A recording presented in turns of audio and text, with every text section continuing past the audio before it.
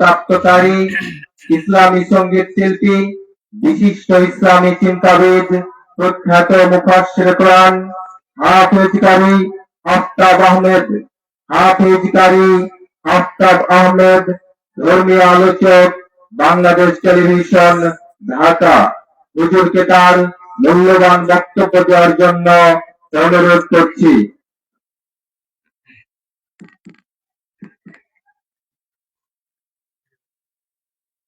السلام عليكم ورحمة الله وبركاته.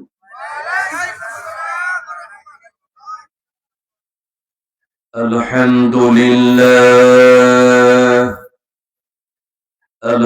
لله نحمده ونستعينه ونستغفره ونؤمن به ونتوكل عليه ونعوذ بالله من شرور أنفسنا ومن سيئات أعمالنا من يهده الله فلا مضل له ومن يضلل فلا تجد له وليا مرشدا نشهد أن لا إله إلا الله وحده لا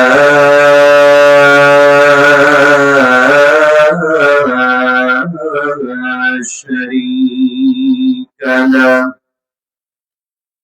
ونشهد أن سيدنا وحبيبنا مولانا محمدا عبد الله ورسوله الذي أرسله بالحق بشيرا ونذيرا وداعيا إلى الله بإذنه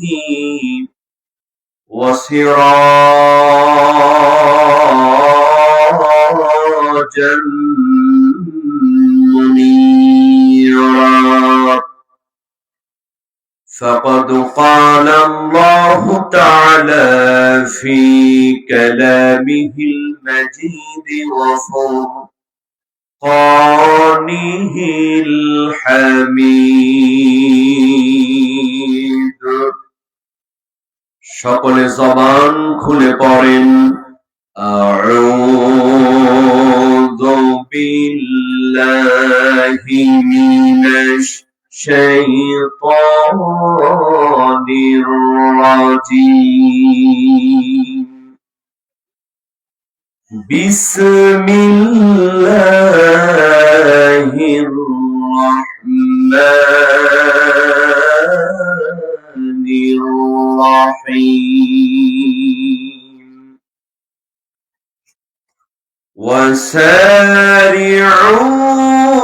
وسارعوا إلى مغفرة من ربكم وجنة عرضها السماوات والأرض أعدت للمتقين আপনারা কি আমার সঙ্গে পড়তে পারবেন না? একটু পড়েন وسارعوا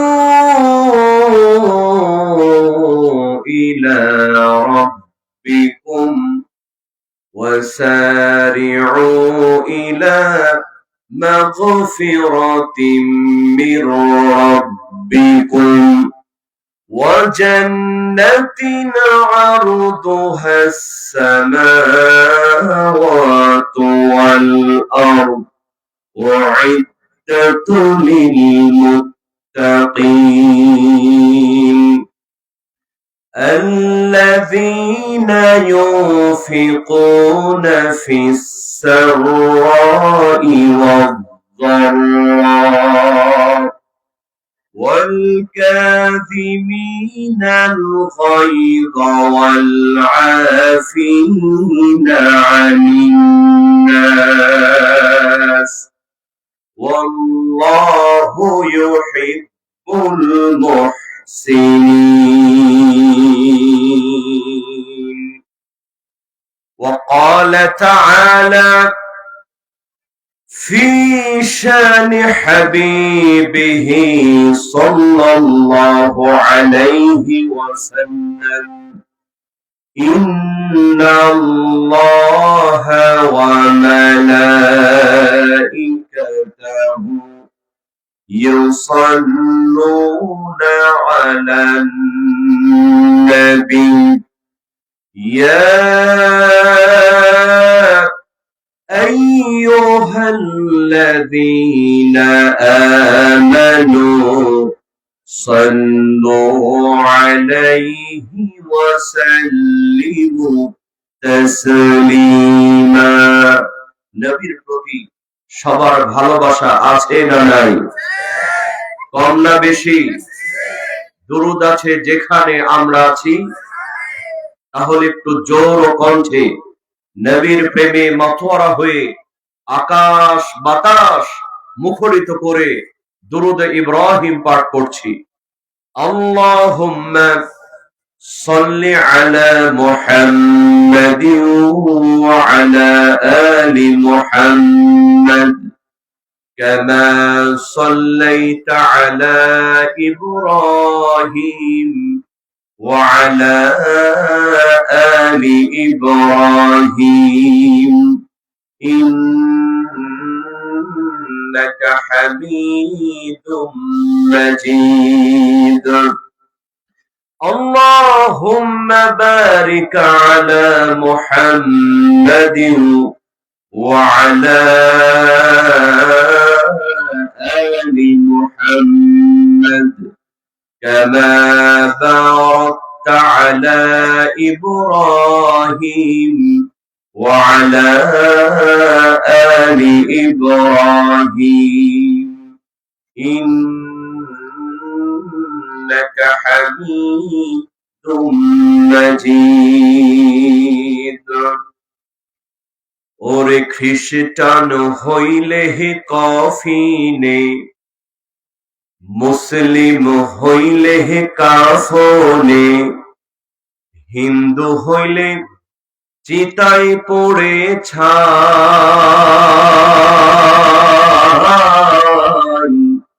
রে মানব, গৌরব করার নাই রে কিছু না। ঠিক কিনা? এই দুনিয়াতে অহংকার করবার কিছু আছে? নেতাগিরি করার কিছু আছে? আপনি যত বড় এমপি হন, যত বড়ই মন্ত্রী হন না কেন, এখনই যদি মারা যান, ওই মসজিদের মাইক থেকে এলান করে আপনার আমার লাশটা ওই অন্ধকার কবরে ফেলে আসা হবে। কথা বলেন ঠিক কিনা? আর জোরে চিল্লায় এখন ঠিক কিনা? ওরে খ্রিস্টান হইলে কফিনে, মুসলিম হইলে কাফনে, হিন্দু হইলে চিতাই পড়ে ছাই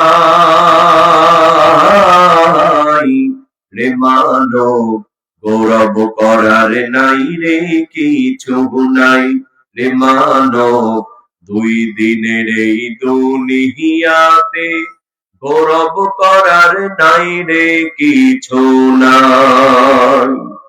সময় তো আর নাই রে বেশি, দমের খেলা শেষ, যেতে হবে সেই ঠিকানায় যেথায় আসল দেশ রে, তো যেথায় আসল দেশ।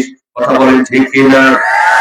সময় তো আর নাই রে বেশি, দমের খেলা শেষ, যেতে হবে সেই ঠিকানায় যেথায় আসল দেশ রে তো যে তাহাই আসল দেশ। মানুষ তুমি থাকতে সময়,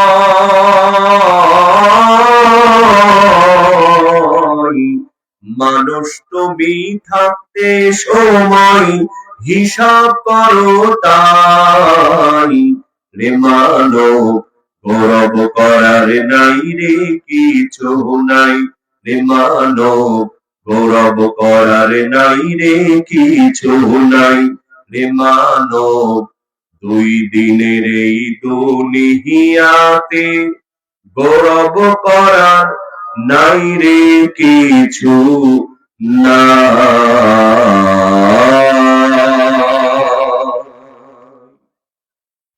একটু জিকির করেন লা ইলাহা, জোরে লা ইলাহা ইল্লাল্লাহ, লা ইলাহা। আল্লাহ নামের পাগল পারা, চাঁদ সূরজার গ্রহ তারা। আল্লাহ নামের পাগল পারা, আমার আল্লাহ নামে এতই দয়া, আল্লাহ নামের এতই মায়া। আল্লাহ আল্লাহু লা ইলাহা, জোরে লা ইলাহা ইল্লাল্লাহ, লা ইলাহা, লা ইলাহা ইল্লাল্লাহ মুহাম্মাদুর রাসূলুল্লাহ। সকলেই বলুন সাল্লাল্লাহু আলাইহি ওয়াসাল্লাম। ঐতিহ্যবাহী কুঠিপাড়া কদমতলা জামে মসজিদের উন্নতিকল্প আয়োজিত আজকের এই বিশাল ওয়াজ মাহফিলের সম্মানিত সভাপতি, বিশিষ্ট আলেমে দ্বীন আলহাজ হযরত মাওলানা মুহাম্মদ আব্দুল মান্নান সাহেব, আমরা তার জন্য দোয়া করছি আল্লাহ পাক তাকে যেন হায়াতে তয়্যিবা দান করে যতদিন বাঁচবেন দ্বীনের জন্য, কোরআনের জন্য কবুল করেন, বলেন আমিন। আরো জোরে বলেন আমিন।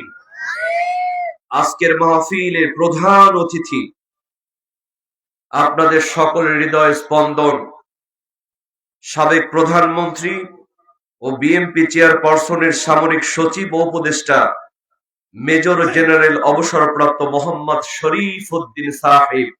আল্লাহু আকবার বলে। আসলে দেশের যারা মূল মন্ত্রে কাজ করেন, এরা যদি কোরআনের পক্ষে হয়ে যায়, অটোমেটিক সমাজ থেকে চুরি, ডাকাতি, জেনা, ব্যভিচার বন্ধ হয়ে যাবে। কথা বলেন ঠিক কিনা?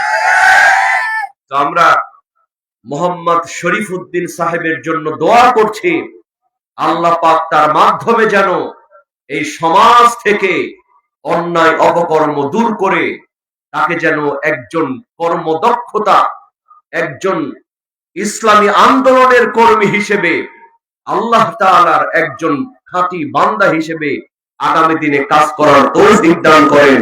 সকলে বলেন আমিন। আরো জোরে বলেন আমিন। আজকের মাহফিলে আমন্ত্রিত অতিথিবৃন্দ অনেকেই আছেন, আল্লাহ পাক সকলকে কবুল করুন, বলেন আমিন। মাহফিলের আমন্ত্রিত উলামা ইকরাম ফুদাল্লাহ ইযম, বিশেষ করে আমার আগে অত্যন্ত চমৎকার আলোচনা করেছেন হাফেজ কারি মাওলানা মুহাম্মদ আনজারুল ইসলাম সাহেব, আলোচনা করেছেন আমার বন্ধুবর মাওলানা এইচ.এম. আব্দুল আলিম সাহেব। আমরা উভয়ের জন্য দোয়া করছি আল্লাহ পাক তাদের কণ্ঠকে যেন কোরআনের হক কথার জন্য কবুল করেন, বলেন আমিন। আরো জোরে বলেন আমিন। আপনারা সবাই কেমন আছেন? আসলে স্যার পাশে বসে আছেন, এই মুহূর্তে আজকে আমার মনটা খুবই খারাপ। আপনারা লক্ষ্য করেছেন যে আমি আয়াতটা পড়ছি, কিন্তু আমি আসলে আমার চিন্তা আছে অন্যদিকে। কোন দিকে? একটু আগে স্যার বললেন যে গতকাল তানোরে 2 বছরের একজন শিশু সাজি, সে মার পেছনে পেছনে যাচ্ছিল। একটা 35 ফুট গর্ত, এই গর্তটা এরকম খড় দিয়ে ঢাকা ছিল। বাচ্চাটা বুঝতে পারে না, ওই খড়ের মধ্যে ঢুকে গিয়ে গর্তের মধ্যে গিয়ে মা মা বলে চিৎকার দিয়েছে। মা পিছনে তাকায় দেখে বাচ্চাটা 35 ফিট গর্তের মধ্যে ঢুকে গিয়েছে। কিছুক্ষণ আগেও খবর পেলাম, স্যার যেটি বললেন যে এই বাচ্চাটিকে জীবিত উদ্ধার করা হয়েছে, কিন্তু জীবিত উদ্ধার করা হওয়ার পরেও বাচ্চাটি কিন্তু এখন আর বেঁচে নাই। আমি যখন মাহফিলে ঠিক এখানে আসব, আমি চোখের পানি ধরে রাখতে পারি নাই। এই বাচ্চাটা মারা গিয়েছে, রাজশাহী মেডিকেল পর্যন্ত তাকে নিয়ে আসছিল। আমার ভাইয়েরা, এই ছোট্ট বাচ্চা মার কোল থেকে সে মা একটু নামিয়ে দিয়েছে। আপনি চিন্তা করেন, আমার সন্তান হলে, আপনার সন্তান হলে এখন আমাদের কেমন হতো। আমি ধিক্কার জানাই তাদেরকে। আমার ভাইয়েরা, এই যে গর্তটা 1 বছর ধরে খনন করা আছে, এটা কি জিন ভূতে করছে? জন্তু জানোয়ারে করছে? হায় হায়, এমন মানুষগুলি এই কাজটি করেছে, গর্ত করেছে, কিন্তু কোনো প্রোটেকশনের ব্যবস্থা রাখে নাই। আনপ্রোটেক্ট করে, অরক্ষিত করে এই গর্তটা রাখার কারণে আজকে এই বাচ্চাটি মারা গেল। কথা বলেন ঠিক কিনা? আল্লাহ এজন্য কোরআনে বলছেন, উলাইকা কাল আনআম, মানুষের মধ্যে এমন কিছু মানুষ আছে, এরা হলো চতুষ্পর জানোয়ারের মতো। কিসের মতো? কেন জানোয়ারের মতো? এদের চোখ আছে কিন্তু দেখতে পায় না, বুঝ শক্তি আছে কিন্তু বুঝতে চায় না, কান আছে শুনেও না শোনার ভান করে। আমার ভাইয়ের, এখন বলেন তো, এই কোরআনের মাহফিল থেকে বলতে চাই, এখানে স্যার বসে আছেন, আগামী দিনে তারা হয়তো নেতা হবেন। যেই মানুষগুলো এই গর্তটি খনন করলো, এভাবে ফেলে রাখলো, ওই মানুষগুলোর কি আদৌ বিচার হবে? আজ থেকে 2-3 বছর আগে জাহিদ নামের একটা ছেলে এরকম গর্তে পড়ে গিয়েছিল, আপনারা জানেন না? তাহলে এই যে আমাদের মতো মানুষের কারণে চতুষ্পদ জানোয়ারের সাথে আল্লাহ যাদেরকে তুলনা করেছেন এবং বলেছেন বালহুম আদাল, এর চাইতে নিকৃষ্ট, ওয়া উলাইকা হুমুল গাফিলুন, আর ওই মানুষগুলো হলো গাফিল। আমরা বলতে চাই, এই গাফেল মানুষগুলি ছিল বিধায় এই বাচ্চাটাকে মায়ের কোল থেকে গর্তের মধ্যে পড়ে নিজের জীবনটা দিয়ে দেওয়া লাগলো। কথা বলেন ঠিক কিনা? আমরা এই কোরআনের মাহফিল থেকে, ওই বাচ্চা তো চলে গিয়ে জান্নাতে চলে গিয়েছে। কথা বলেন ঠিক কিনা? ওই মাকে আল্লাহ ধৈর্য ধারণ করার তৌফিক দান করুক। কিন্তু এই কোরআনের মাহফিল থেকে দাবি করতে চাই, এই কথা রেকর্ড হচ্ছে, সারা পৃথিবী দেখবে, যারা ওই গর্ত খনন করে রেখেছিল, এদেরকে দ্রুত সময়ের মধ্যে ধরে আইনের আওতায় এনে জনসম্মুখে তাদেরকে ফাঁসির কাস্তে ঝুলাতে হবে। কথা বলেন ঠিক কিনা? এই বিচার চাইতে কারা রাজি আছেন? দুহাত তুলে আমাদের দেখা দাও।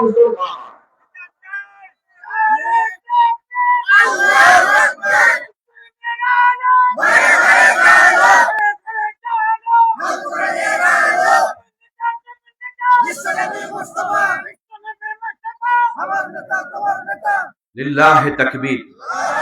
আমি স্যারের কাছে অনুরোধ করব, আগামী দিনে যেন যারাই ক্ষমতায় যাবে, তারা যেন সত্যিকারের জনগণের ধারক বাহক হয়ে দেশকে আমানত মনে করে তারা যেন দায়িত্ব নেন। কথা বলেন ঠিক কিনা? আপনি যে দল করেন সমস্যা নাই, আমরা চাই একজন সৎ এবং যোগ্য ব্যক্তি যারা জনগণের জন্য কাজ করবে। কথা বলেন ঠিক কিনা? জনগণের সম্পত্তিকে যদি আমানত মনে করে, এই দেশে কোনো দুর্নীতি হতে পারবে না। কথা বলেন ঠিক কিনা? হযরত আবু বকর রাদিয়াল্লাহু তাআলা আনহু, দেখেন, তিনিও তো রাষ্ট্রপ্রধান ছিলেন। একদিন রাতের বেলা তিনি লেখালেখির কাজ করতেছেন, গভীর রাতে। এমন সময় হযরত আলী রাদিয়াল্লাহু তাআলা আনহু চলে আসলেন। আবু বকরকে বললেন, আবু বকর, তোমার সঙ্গে আমার একটু কথা আছে। হযরতে আবু বকর রাদিয়াল্লাহু তাআলা আনহু ওই জ্বলন্ত বাতির দিকে তাকালেন, আর একবার হযরত আলীর মুখের দিকে তাকায় বললেন, আলী, যেই কথা তুমি বলতে চাও, ওই কথা তোমার ব্যক্তিগত কথা, না কোনো রাষ্ট্রীয় কথা। হযরতে আলী সঙ্গে সঙ্গে বললেন, আবু বকর, এই কথা একান্তই আমার ব্যক্তিগত কথা। যেমন বলেছেন ব্যক্তিগত কথা, হযরতে আবু বকর রাদিয়াল্লাহু তাআলা আনহু একটা ফু দিয়া সঙ্গে সঙ্গে বাতিটা নিভায়া দিলেন। হযরত আলী মন খারাপ করলেন, আমি কথা বলতে আসলাম আর আবু বকর আমারে দিকে বাতি নিভায়া দিল। গভীর মনোযোগ মুসলমান, দেখেন আমানত কাকে বলে। হযরতে আবু বকর রাদিয়াল্লাহু তাআলা আনহু চোখের পানি ছেড়ে দিয়ে বলে, আলী, তোমাকে অপমান করার জন্য বাতি নিভায়া দিই নাই। ও গো আলী, তোমাকে ছোট করার জন্য বাতি নিভায়া দিই নাই। ওই বাতির মধ্যে যে তেলটা কেনা আছে, ওই তেলটা হলো রাষ্ট্রের টাকা দিয়া কেনা, জনগণের টাকা দিয়া কেনা। রাষ্ট্রের টাকার তেল দিয়া আমি বাতি জ্বালায় রাষ্ট্রের কাজ করতেছিলাম। ওগো আলী, তোমার সঙ্গে ব্যক্তিগত আলোচনা যদি জনগণের টাকার তেল ফুরায় করি, কিয়ামতের ময়দানে আল্লাহর আদালতে আমি আবু বকরকে জবাব দেয়া লাগবে। আমার ভাইয়েরা, এই বাংলাদেশের প্রত্যেকটা ইঞ্চি মাটি যদি যারা রাজনৈতিক নেতা তারা যদি আমানত মনে করত, এই দেশটা সত্যি সোনার দেশে রূপান্তরিত হয়ে যেত। কথা বলেন ঠিক কি? সম্মানিত ভাইয়েরা, আমরা আর এরকম দুর্ঘটনা দেখতে চাই না। কথা বলেন ঠিক কিনা? আগামীর বাংলাদেশ হবে, আগামীর বাংলাদেশ হবে সোনার বাংলাদেশ। কথা বলেন ঠিক কিনা? এটা আমাদেরকে প্রমাণ করে দেখাতে হবে। আল্লাহ পাক যেন কবুল করেন, বলেন আমিন। সম্মানিত ভাইয়েরা, আলোচনার শুরুতেই কিছু কথা বলে ফেললাম। আজকে আমি আপনাদের সামনে পবিত্র আল কোরআনুল কারীমের একটি গুরুত্বপূর্ণ সূরা, সূরার নাম হলো সূরা আল ইমরান। জোরে বলেন, নাম কি? সূরা আল ইমরানের 133 এবং 34 নম্বর আয়াত তেলাওয়াত করেছি। খুব অল্প সময় আলোচনা করব। সবাইকে শুনতে রাজি আছেন? শেষ পর্যন্ত সবাই থাকতে রাজি আছেন? কারা কারা রাজি নাই দুহাত তুলে দেখান। 80 তলার শের হইলে 40 শেরে মন, মনে মনে মিল না হইলে মিলবে না ওজন। ঠিক কিনা? মনের সাথে মনের যদি মিল না হয়, সারাদিন যদি ঠেলাঠেলি করেন, ওজন কি মিলবে? কি বলেন, মিলবে? বক্তা এবং শ্রোতার মনে এক হলে ওয়াজটা বোঝা যাবে। কথা বলেন ঠিক কিনা? আমি আসার আগে অনেকেই বলেছেন, হুজুর ইউটিউবে আপনার বিভিন্ন কণ্ঠে আজান শুনেছি, ওয়াজ শুনেছি, এগুলো শোনাবেন। আমি বলেছি সব হবে, তবে মোনাজাতের আগে। কিসের আগে? আগে কোরআন থেকে তাফসীর হবে। কথা বলেন ঠিক কিনা? আল্লাহ যেন কবুল করেন, বলেন আমিন। তাহলে সূরার নাম কি বললাম? আয়াত নাম্বার কত? 133 এবং 134। আল্লাহ রাব্বুল আলামিন পবিত্র কোরআনুল কারীমে সূরা আল ইমরানের 133 নম্বর আয়াতের মধ্যে জানায় দিলেন, ওয়াসারিউ ইলা মাগফিরাতিম মির রাব্বিকুম ওয়া জান্নাতিন আরদুহাস সামাওয়াতু ওয়াল আরদ উইদ্দাতু লিল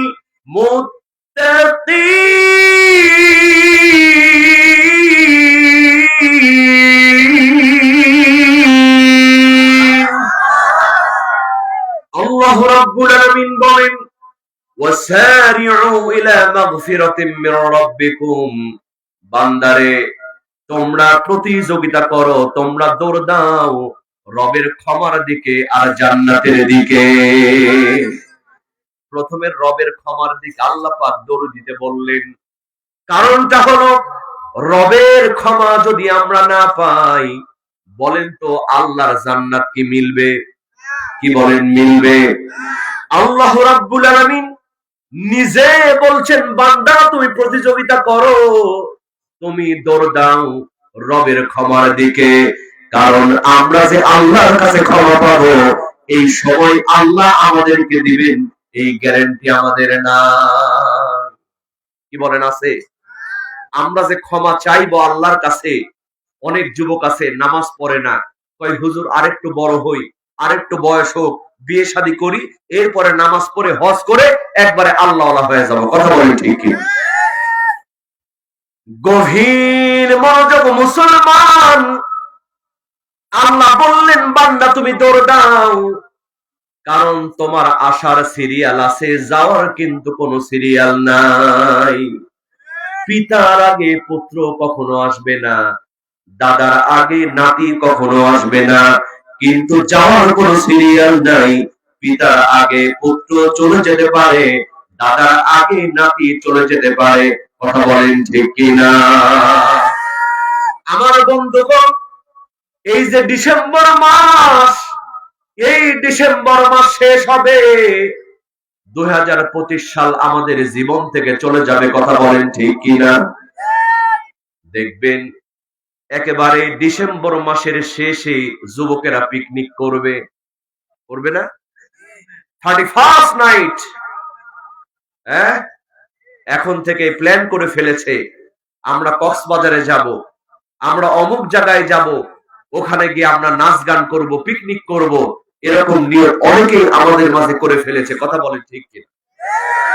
তবে গোদাগাড়ির যুবকেরা করে নাই, কারণ গোদাগাড়ির যুবকরা হলো ইসলাম প্রিয় যুবক। কথা বলেন ঠিক কিনা? কিন্তু একটু শহরের দিকে যান, একটু রাজশাহী শহরে যান, একটু ঢাকা শহরে যান, ফেসবুকে বড় বড় অ্যাড দেওয়া হচ্ছে, অমুক হোটেল, এই রকম সিচুয়েশন, এত সুন্দর হোটেল, যদি বুক দিতে চান এখনই বুক দিন। কথা বলেন ঠিক কিনা? 31st নাইট উদযাপন করার জন্য অনেকেই কিন্তু বুক দিয়ে ফেলছে। গভীর মনোযোগ,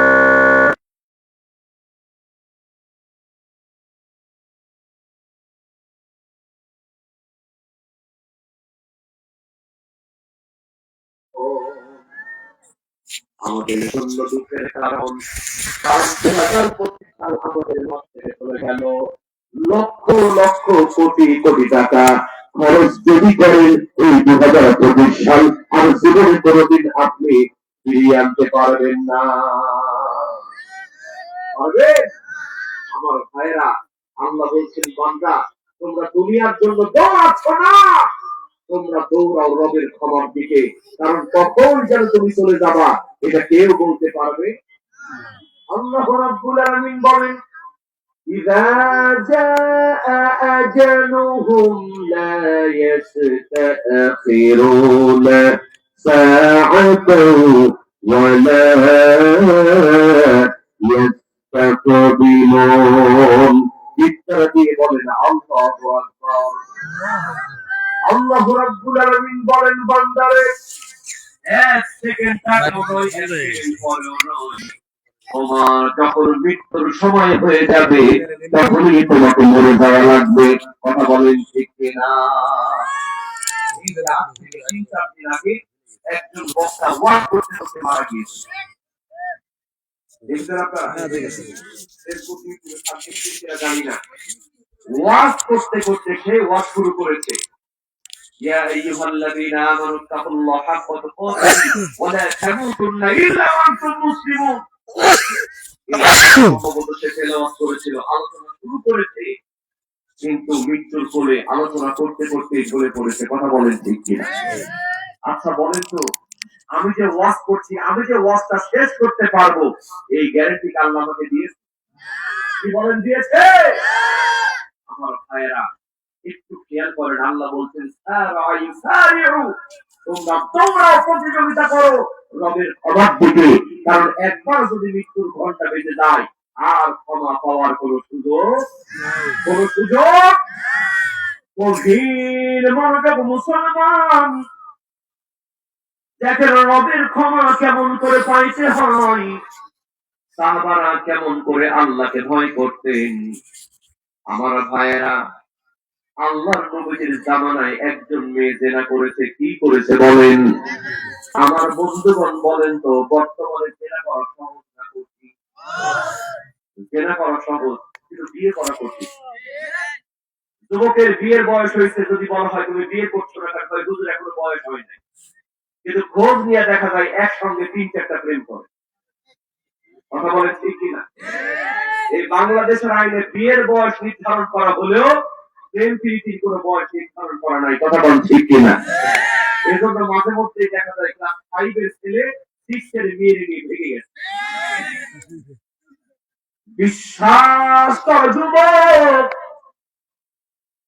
আমি বিশ্ববিদ্যালয়ে পড়াশোনা করেছি, আমি নিজে দেখেছি অনেক ছেলে পেলে বিশ্ববিদ্যালয়ে পড়ে, কলেজে পড়ে, বাবা কষ্ট করে ছেলের জন্য টাকা পাঠায় আর ছেলেটা ওই টাকা মেয়েদের ভিতরে খরচ করে। এরকম বেকুব যুবক আমাদের সমাজে আছে না? না, এই যে 5:30 টায় আসতেছে, একটা গোলাপ ফুলের দাম হবে 500 টাকা, তাও সিরিয়াল নাই। আপনি আদি মার্কেটের সামনে যান, এক একটা ফুলের দাম 500 টাকা, 1000 টাকা। আমি একবার বললাম ভাইজান 1 কেজি মাছের দামও 500 টাকা, না একটা ফুলের দাম 500 কেন? বুঝুন মানুষ আপনি বুঝছেন না, তাহলে হাত দিয়ে দেখে। তো যেমন ফুলে হাত দিলাম, দেখি ফুল থেকে আওয়াজ আসতেছে, I love you, I love you, happy new year, I love you. মানে একবার আই লাভ ইউ বলতেছে, একবার হ্যাপি নিউ ইয়ার বলতেছে, ফুলের মধ্যে একটু লাইট জ্বলতেছে, এই জন্য ফুলের দাম 1000 টাকা। নাউজুবিল্লাহ পাবেন না? বিশ্বাস করো যুবক, যেই মেয়েটার জন্য তুমি টাকা পয়সা নষ্ট করছো, যেই মেয়েটার জন্য তুমি সময় নষ্ট করছো, 3 বছর 4 বছর প্রেম করার পরে ওই মেয়েটার যখন ডাক্তার, ইঞ্জিনিয়ার, বিসিএস ক্যাডার এরকম ছেলের পক্ষ থেকে বিয়ের প্রস্তাব চলে আসে, তখন কিন্তু তোমার টাকা দিয়া ওই ডাক্তার, ইঞ্জিনিয়ার ডাক্তার হাত ধরে চলে যায়। তখন যুবকার তাহাজ্জুদের নামাজি আল্লাহর ভয় কাঁদে না, প্রেমিকার জন্য কাঁদে আর বলে, কেন প্রীতি বা রাইলা রে বন্ধু, ছেড়ে যাইবা যদি। চিৎকার দিয়ে বলেন কথা ঠিক কিনা? এই জন্য যুবকদেরকে বলি, যুবক টাকা পয়সা যদি খরচ করা লাগে, আল্লাহর ঘর মসজিদের জন্য খরচ করো, মাদ্রাসার জন্য খরচ করো, বৃদ্ধ পিতামাতার জন্য খরচ করো।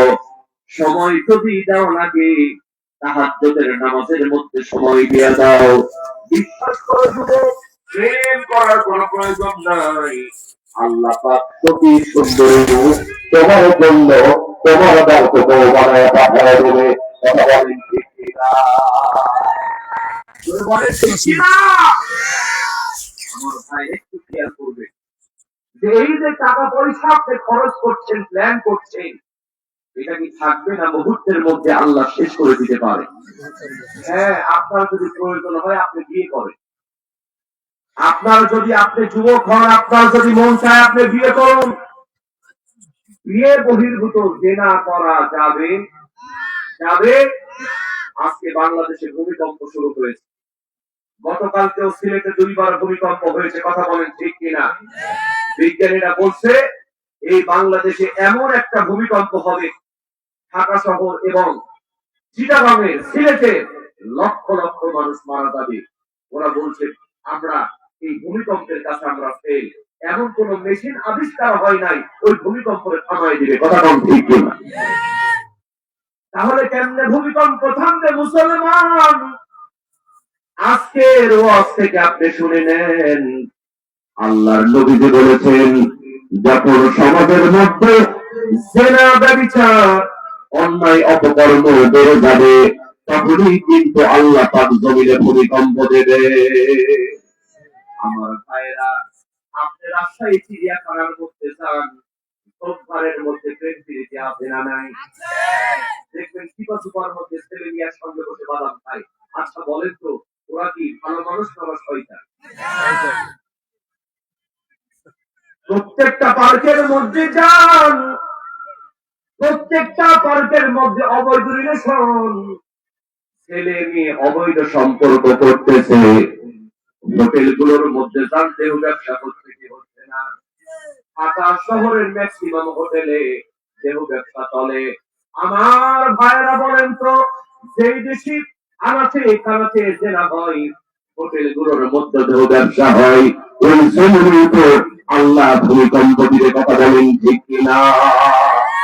এজন্য মুসলমান ভূমিকম্প থেকে বাঁচতে হলে জেনা ব্যভিচার ছেড়ে দিয়া, অন্যায় অপকর্ম ছেড়ে দিয়া, আপনি যদি আজই তওবা করে আল্লাহর কাছে মাপ চান, আল্লাহ পাক ভূমিকম্প উঠায় নেবেন, কথা বলেন ঠিক কিনা? আমার ভাইয়েরা যে কথা বলতেছিলাম, এই দিবসগুলো যখন আসে, এই হ্যাপি নিউ ইয়ার গুলো যখন আসে, তখন আমাদের কার্যক্রম কি হবে এখনই জানায় দিই, ও রাজশাহীর যুবক, এই 35 ফার্স্ট নাইট যখন চলে আসবে, তুমি 12-1 মিনিটে চাই নামাজ দিয়ে বসে পড়ো, চাই নামাজ দিয়ে বসে পড়ো। আল্লাহ, 2025 সাল আমার জীবন থেকে চলে গেল। আল্লাহ, আমি নামাজ পড়তে পারি নাই, কত অন্যায় অপকর্ম করেছি। আল্লাহ, আমি তোমার পথে এখনো আসতে পারি নাই। ও আল্লাহ, আমি 2026 সাল পর্যন্ত বাঁচতে পারবো কিনা জানি না। আয় আল্লাহ তাআলা, এই 31st নাইটে তাহাজ্জুদের সময় আমি তোমার কাছে তওবা করছি, আর জীবনে কোনদিন অন্যায় অপকর্ম করব না। ইচ্ছা করে আমি আল্লাহ নামাজ ছেড়ে দিতে পারবো না। আয় আল্লাহ তাআলা, জীবনের সবগুলো তুমি মাফ করো। ও যুবক, এই 31st নাইটে যদি তুমি চোখের পানি ছেড়ে দিয়া আল্লাহর কাছে তওবা করতে পারো, বিশ্বাস করো যুবক, তোমার জন্য আল্লাহর জান্নাত রেডি হয়ে আছে। আল্লাহ বলছেন কোন জান্নাত? জান্নাতিন আরদুহাস সামাওয়াতু ওয়াল আরদ। এমন জান্নাত তোমার দেয়া হবে যেই জান্নাতের প্রশস্ততা কারদুহা কারদিস সামাওয়াতু ওয়াল আরদ, এই আকাশ এবং জমিনের চেয়ে অনেক বেশি। জোরে বলো আল্লাহু আকবার। আমার ভাইরা, কবরে কি যাওয়া লাগবে না? কি বলেন, লাগবে না? হযরত ওসমান রাদিয়াল্লাহু তাআলা আনহু কবর দেখলেই কাঁদতেন। সাহাবারা জিজ্ঞেস করলেন, ওসমান, যুদ্ধের ময়দানে গিয়া তুমি কাঁদো না? যুদ্ধের ময়দানে কোন রকম ভয় তুমি পাও না, কিন্তু কবর যখন দেখো তখন তুমি ভয় পাও, তোমার চোখ দিয়ে পানি বের হয় কেন? হযরত ওসমান রাদিয়াল্লাহু তাআলা আনহু বলছেন, ও আমার বন্ধুরা, এই কবর হলো প্রথম স্টেজ। এই কবরের মধ্যে যদি একবার কেউ পার পেয়ে যায়, তার সারা জিন্দেগি পার পেয়ে যাবে। আর কবরের মধ্যে যদি একবার পড়া খাই, ওই কবরটা তার জন্য জাহান্নাম হয়ে যাবে।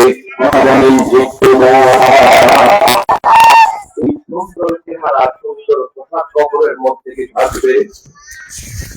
দিন পরে চোখ বসে যাবে, 9 দিন পরে চোখ কবর চাহে সামান্যিতে, কহিল না তখন খবর।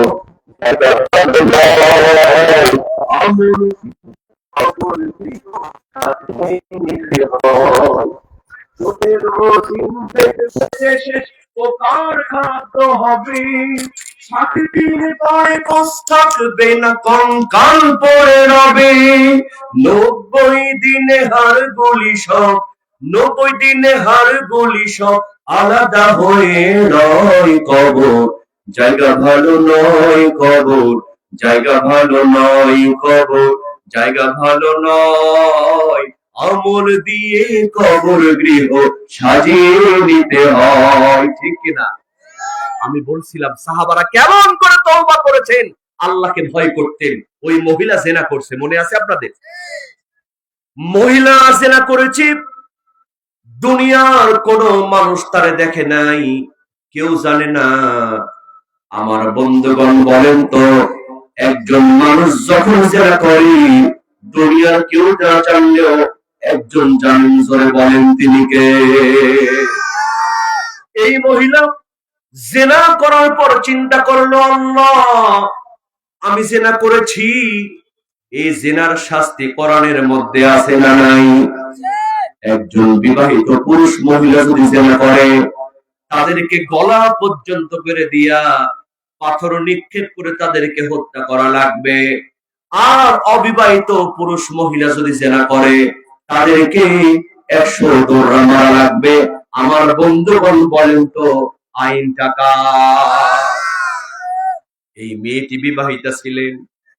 এই মেয়েটি জানে এই দুনিয়ার শাস্তি আমাকে পাথর মেরে উৎখাত করে দেয়া হবে, কিন্তু মেয়েটার মধ্যে আল্লাহর ভয় চলে আসছে। দুনিয়ার শাস্তি তো বড় সহজ, পাথর মেরে উড়ায় দেবে, কিন্তু আমি যদি এই অন্ধকার পাপ নিয়ে মারা যাই, ওই অন্ধকার কবরের মধ্যে যাই, ওই অন্ধকার কবরের আযাব আমি সহ্য করতে পারবো না। আমার ভাইরা, এই মেয়েটি আল্লাহর নবীজির সামনে গিয়া বলতেছেন, ইয়া রাসূলুল্লাহ, ইয়া হাবিবাল্লাহ, ও নবী, আমি জিনা করেছি। কি করছি? জিনা করেছি। সঙ্গে সঙ্গে আল্লাহর নবীজি ডান দিকে মাথা ফিরালেন। মহিলাটি ডান দিকে গিয়ে বলতেছেন, হুজুর, আমি জিনা করেছি, আমারে শাস্তি দেন। আল্লাহর নবীজি বাম দিকে মাথা ঘোরালেন। মহিলাটি বাম দিকে গিয়ে বলে, হুজুর, আমি জিনা করছি, আমারে শাস্তি দেন। আপনি যদি আমারে শাস্তি না দেন, দুনিয়ার শাস্তি তো বড় সহজ, কিন্তু আমি যদি মারা যাই, ওই জাহান্নামের আগুন আমি সহ্য করতে পারবো না। আল্লাহর নবী এবার বললেন, ও মহিলা, তুমি জিনা করেছো, তোমার পেটে কি সন্তান আসছে নাকি? কয়, হুজুর, আমার পেটে তো সন্তান আসছে। সুবহানাল্লাহ বলবেন না? আল্লাহর নবী, এই তো ওয়াজ বুঝে কর। এই মেয়েটা যে স্বীকার করছে, এজন্য আপনি সুবহানাল্লাহ বলবেন। অন্যায় করা, যেমন মানুষ অন্যায় করতেই পারে, কিন্তু অন্যায় থেকে বাঁচতে হবে, অন্যায়টা স্বীকার করে মেনে আল্লাহর কাছে তওবা করতে হবে। এটাই আল্লাহ পাক পছন্দ করেন। কথা কন ঠিক কি? মেয়েটিকে বলছে যে তোমার পেটে কি সন্তান আসছে? কয়, হুজুর, আমার পেটে সন্তান আসছে। নিজের দোষটা স্বীকার করছে। দেখেন কিভাবে তারা আল্লাহকে ভালোবাসতেন, আল্লাহকে ভয় করতেন, কবরকে ভয় করতেন।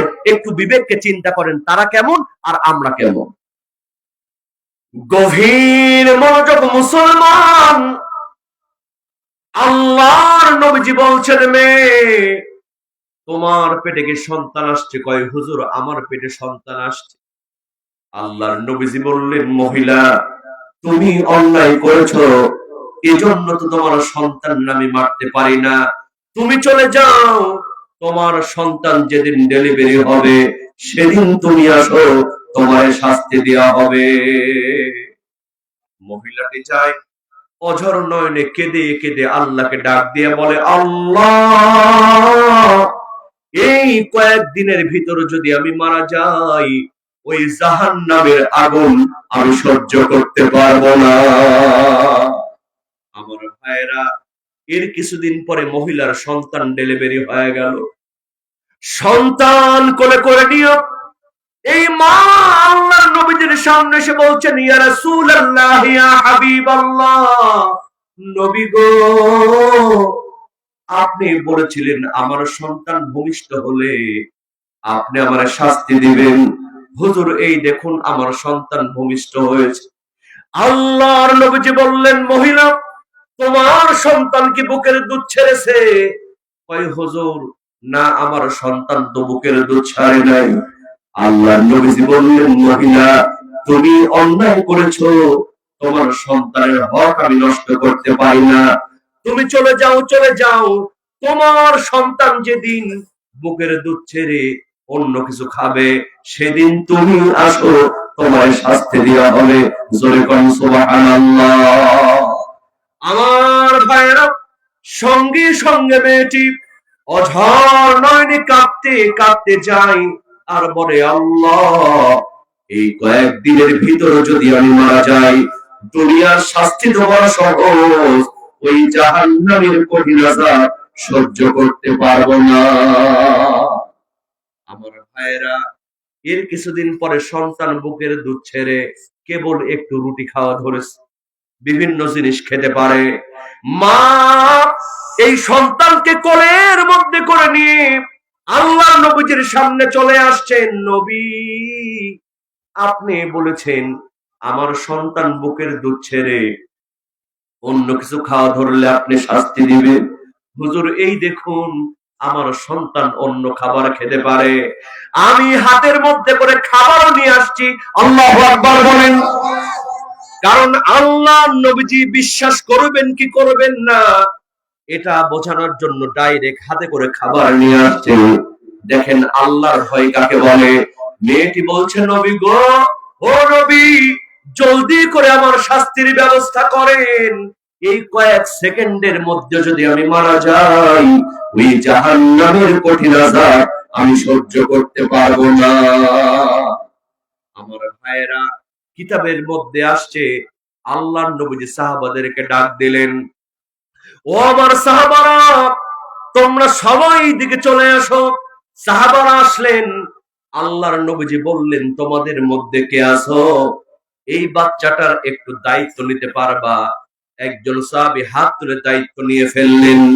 আল্লাহর নবীজি অর্ডার দিয়া দিলেন, এই মহিলার গলা পর্যন্ত গেড়ে দিয়া তারে পাথর নিক্ষেপ করে জিনার শাস্তি সম্পন্ন করো। সাহাবারা গলা পর্যন্ত করে দিলেন। এরপরে চতুর্দিক থেকে পাথর নিক্ষেপ শুরু হয়ে গেল। একজন সাহাবী এত জোরে পাথর নিক্ষেপ করলেন, ওই মহিলার মাথা ফিনকে দিয়ে ফেটে রক্ত ফিনকে দিয়া আর একজন সাহাবীর গায়ে গিয়া পড়লো। ওই সাহাবী ভৎসনা করতে লাগলেন, ঘৃণা করতে লাগলেন। আল্লাহর নবীজি বললেন, সাহাবীরা, ও আমার সাহাবীরা, এই মহিলার রক্তকে তোমরা ঘৃণা করো না, কারণ এই মহিলার তওবা আল্লাহ এমন ভাবে কবুল করেছেন, এই মুহূর্তে গোটা দুনিয়ার মানুষকে ভাগ করে দেয়া গেলে সমানভাবে ভাগ করে দেয়া যাবে। এই মহিলাই হলো আল্লাহর জান্নাতি। জোরে বল সুবহানাল্লাহ। আমার ভাইয়েরা, সেই কথাই আল্লাহ বলছেন, বান্দারে সময় নাই, সময় চলে গেছে, আর সময় নাই, সময় নাই, দৌড় দাও। কিসের দিকে দৌড় দাও? আল্লাহ বলছেন, রবের ক্ষমা, জান্নাতের দিকে দৌড় দাও। তোমার জন্য আল্লাহ জান্নাত রেডি করে রেখেছেন। আর আল্লাহ পাক পরবর্তীতে বলছেন, উইদ্দাতুল লিল মুত্তাকিন।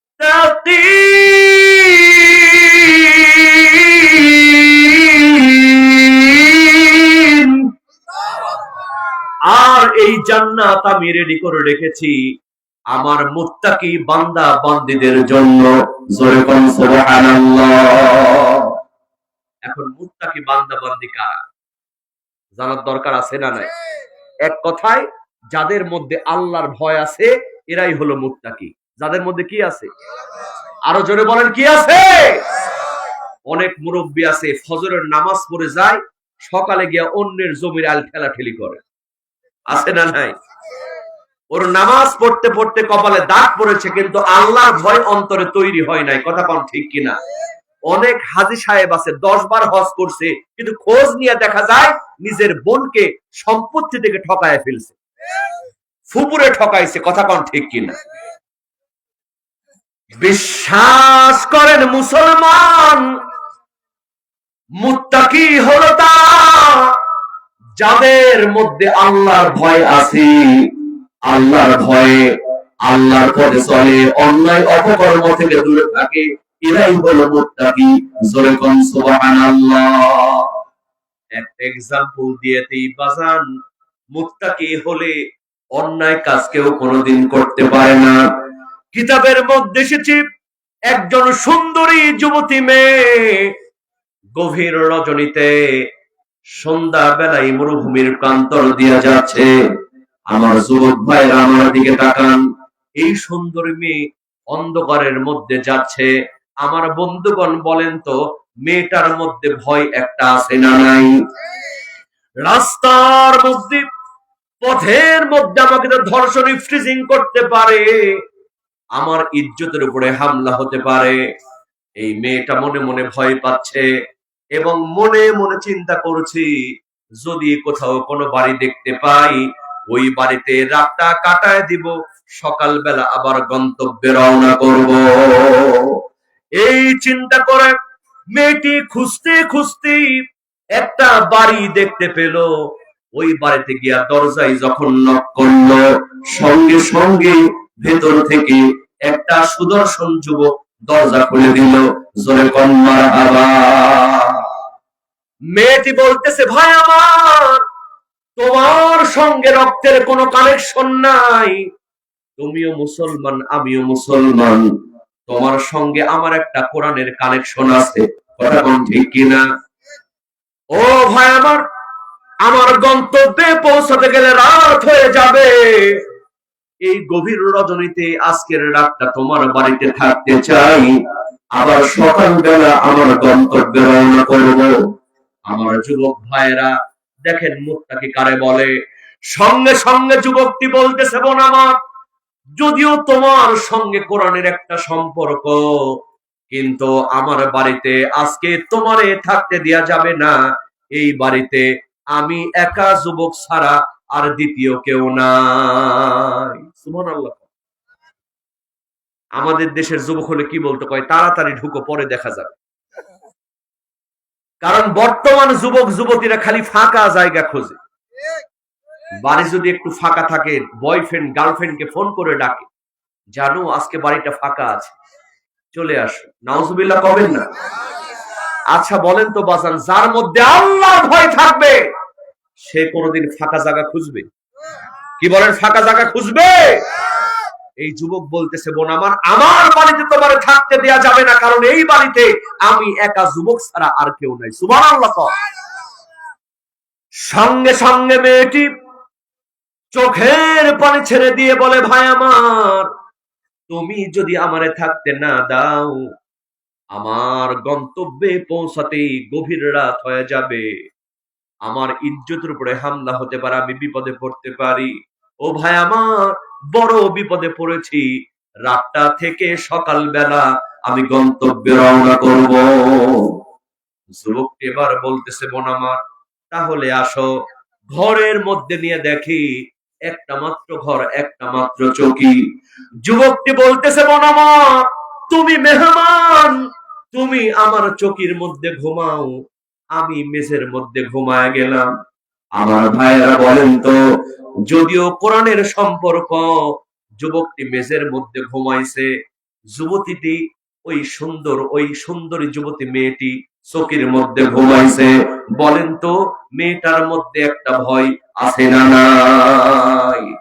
মেয়েটার বুকটা দুরু দুরু কাঁপতেছে, না জানি এই যুবকটাই যদি গভীর রাতে আমার উপরে হামলে বসে, আমি তো নিজেকে সেভ করতে পারবো না। কথা বল ঠিক কি?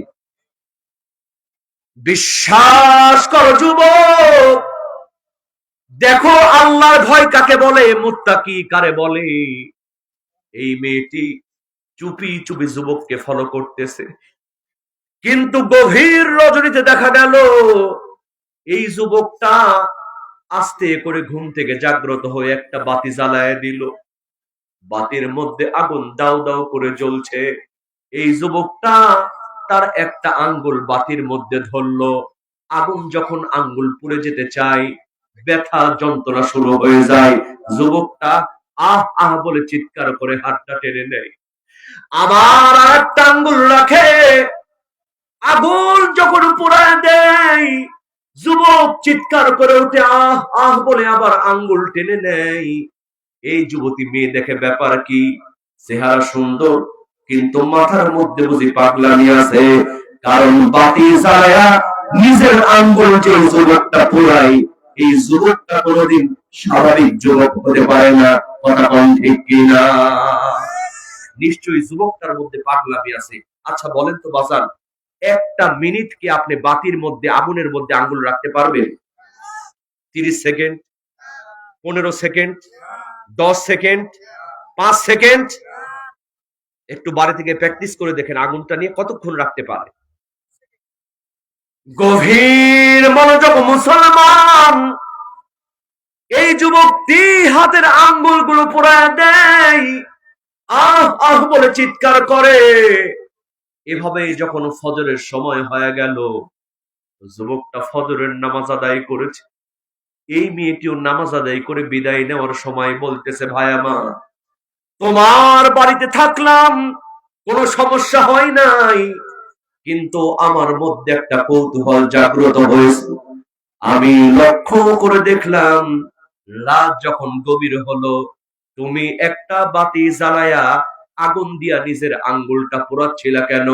ও যুবক, তোমার মাথার মধ্যে কি পাগলামি আছে?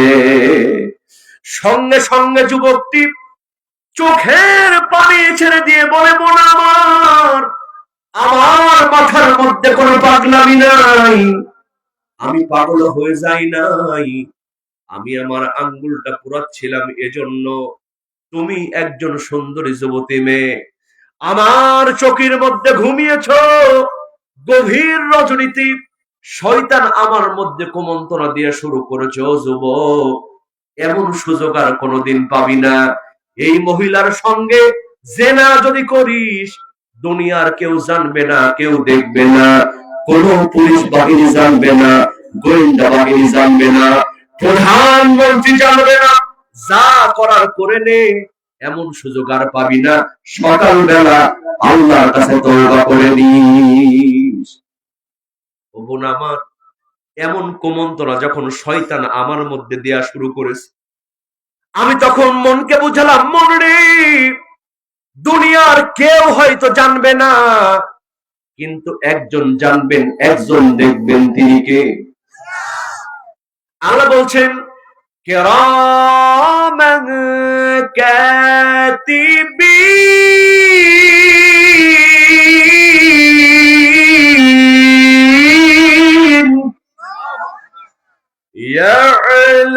ইয়ালামুনা মা তাফআলুন।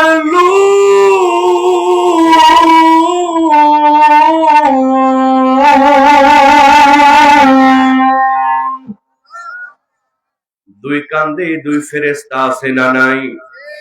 আছে না আমার মুক্তার, আছে না আমার ব্যারিস্টার, আছে না আমার মুক্তার, আছে না আমার ব্যারিস্টার, শেষ বিচারের হাইকোর্টেতে তিনি আমায় করবেন পার। আমরা পাপী, আল্লাহ জামিনদার, আমরা পাপী, আল্লাহ জামিনদার। কথা বলেন ঠিক কিনা? মনের ঘরে তালা দিয়া চাবি লইয়া আছেন সাই, আমি অধম সাধ্য কি তার হুকুম ছাড়া বাইরে যাই, হুকুম ছাড়া বাইরে যাই। মনোরে হে, ও হো মনোরে, দুই কান্দে দুই মুহুরি লিখে আছেন ডায়েরি, দুই কান্দে দুই মুহুরি লিখে আছেন ডায়েরি, দলিল দেখারায় দিবে, টাকা পয়সার নাই কারবার। আমরা পাপী, আল্লাহ জামিনদার, আমরা পাপী, আল্লাহ জামিনদার। চিৎকার দিয়ে বলেন কথা ঠিক কিনা? এই যুবকটি বলতেছে, বোন আমার, দুনিয়ার কেউ জানবে না, কেউ দেখবে না। আমার মনকে বুঝালাম, মন রে, কেউ না দেখলেও একজন দেখবেন, জোরে বলেন, তিনি কে? শুধু দেখবেন না, ফামান ইয়া'মাল মিসকালা যাররাতিন খায়রান ইয়ারা ওয়া মান ইয়া'মাল মিসকালা যাররাতিন শাররান ইয়ারা। যারা পরিমাণ ভালো কাজ খারাপ কাজের হিসাব নেবে। ও বোন আমার, আমার মনকে বোঝানোর জন্য একটা বাতি জ্বালায়া দিলাম, ওই বাতির মধ্যে আঙ্গুল যখন রাখলাম, আমার আঙ্গুল পুড়ে যেতে চাইলো, আমি সহ্য করতে পারলাম না, আগুনের তাপ আমি গ্রহণ করতে পারলাম না। আমার মনকে বুঝালাম, মন রে, দুনিয়ার সামান্য বাতির আগুন সহ্য করতে পারলি না, এই মুহূর্তে যদি মারা যাস, ওই জাহান্নামের কঠিন আগুন কেমন করে সহ্য করবি? এই চিন্তা করে করে আমি সারা রাত কাটিয়ে দিয়েছি। শয়তান আমার কোনো ক্ষতি করতে পারে নাই। আমার ভাইরা, এই চিন্তা যাদের অন্তরে আছে, এরাই হলো মুত্তাকি। জোরে কোন সুবহানাল্লাহ। এরা কি? এই ভয় যদি কার অন্তরে থাকে, ও কোনোদিন জিনা করতে পারবে? দুর্নীতি করতে পারবে? চাঁদাবাজি করতে পারবে? আমার ভাইয়েরা, আল্লাহ বলছেন ওয়াইদাতুল লিল মুত্তাকিন, এই আল্লাহর ভয় যাদের মধ্যে আছে এদের জন্য আমি আল্লাহ জান্নাত রেডি করে রেখেছি। জোরে কোন সুবহানাল্লাহ। আমার ভাইয়েরা, এরপরে আল্লাহ পাক তিনটা পরিচয়ের কথা তুলে ধরেছেন। জোরে বলেন কয়টা পরিচয়? তিনটা পরিচয়। এই তিনটা কোয়ালিটি যাদের মধ্যে থাকবে আল্লাহ বলছেন ওরাই হলো মুহসিন, ওরাই হলো জান্নাতি। আল্লাহ পাক এই তিনটা কোয়ালিটির কথা বলার পরে সুন্দর করে বলছেন ওয়াল্লাহু ইউহিব্বুল মুহসিনিন।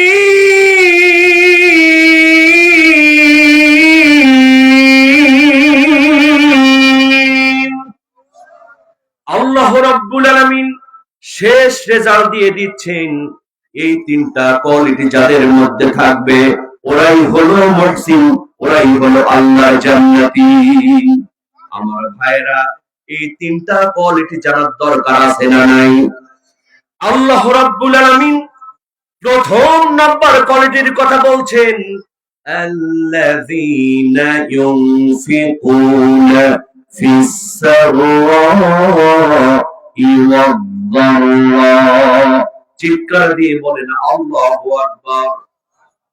আল্লাহ রাব্বুল আলামিন বলেন আল্লাযীনা ইউনফিকুনা ফিস সাররাই ওয়াদ-দাররা, যারা সচ্ছল অসচ্ছল অবস্থায় আল্লাহর রাস্তায় দান করে ওরাই হলো আল্লাহর জান্নাতি। সচ্ছল অসচ্ছল অবস্থায়, দুই অবস্থায়, সুখে দুঃখে যারা আল্লাহর রাস্তায় দান করে ওরা হলো আল্লাহর জান্নাতি। সুবহানাল্লাহ পাবেন না?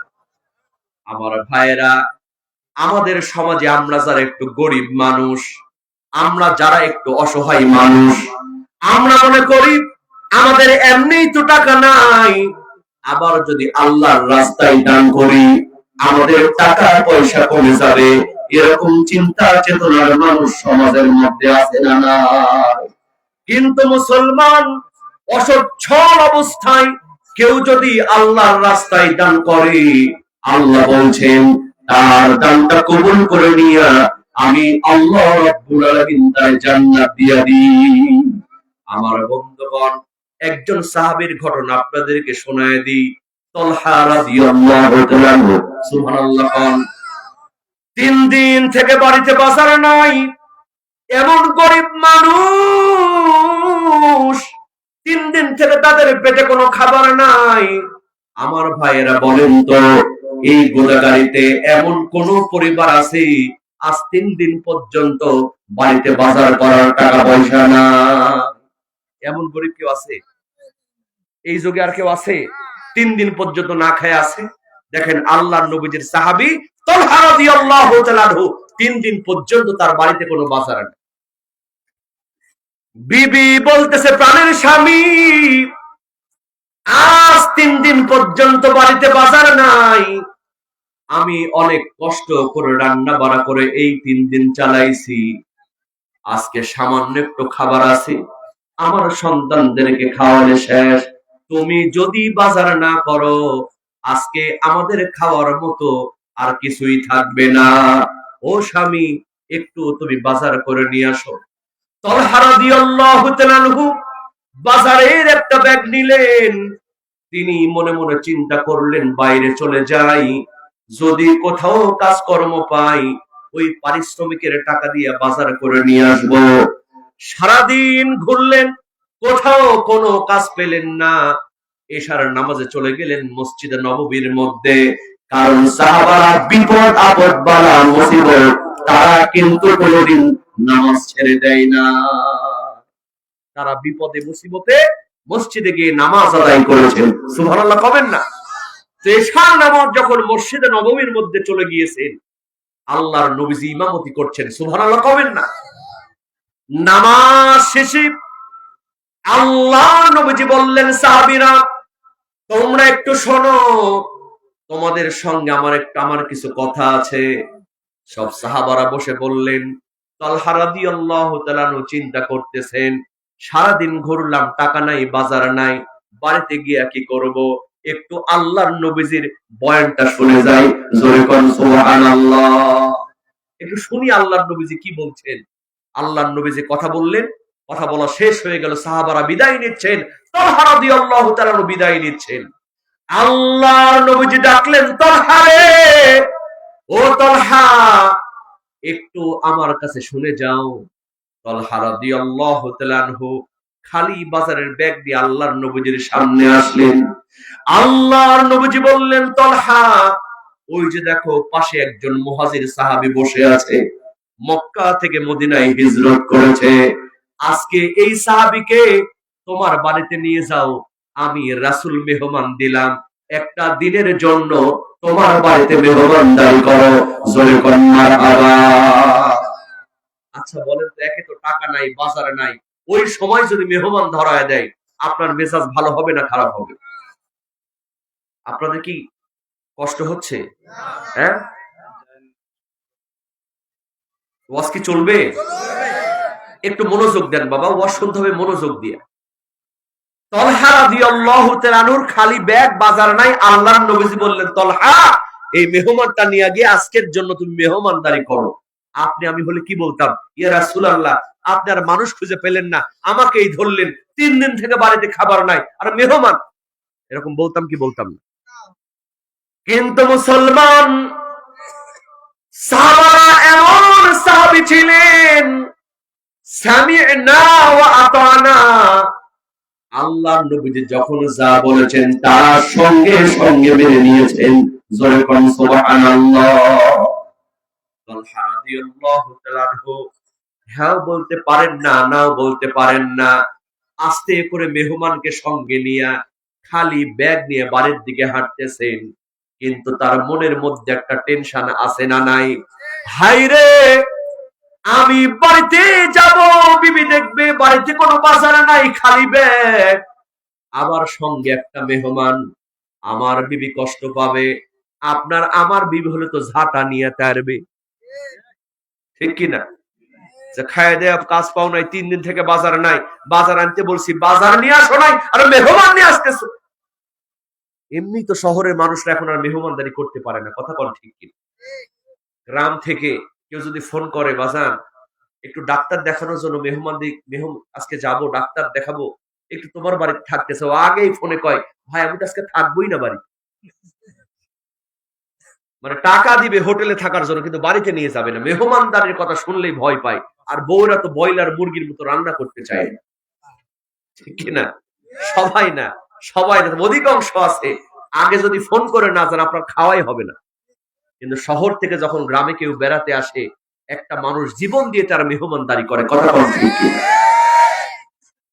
আল্লাহ রাসূলের সাহাবীরা মেহমানদারিকে ভয় পায় নাই, তারা মেহমানদারি করেছেন। দেখেন তার মনের মধ্যে চিন্তা, হায়রে খালি ব্যাগ, বাজার নাই, মেহমান রাসূল ধরিয়ে দিয়েছেন, কি করি, কি খাওয়াই, একটা টেনশন আছে না নাই?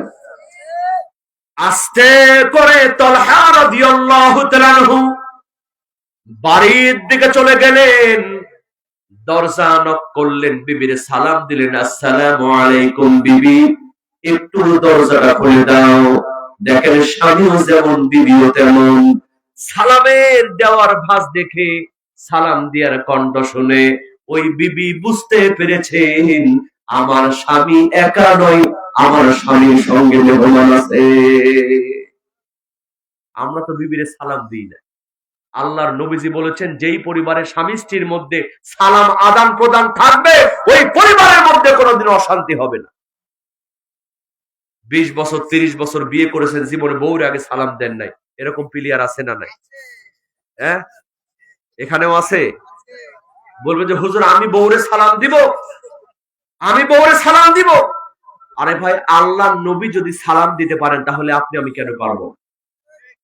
আল্লাহর নবীজির বিবিরা বলছেন, আমরা আল্লাহর নবীজিকে সালাম দেওয়ার জন্য দাঁড়ায় থাকতাম, কোনদিন আগে সালাম দিতে পারতাম না।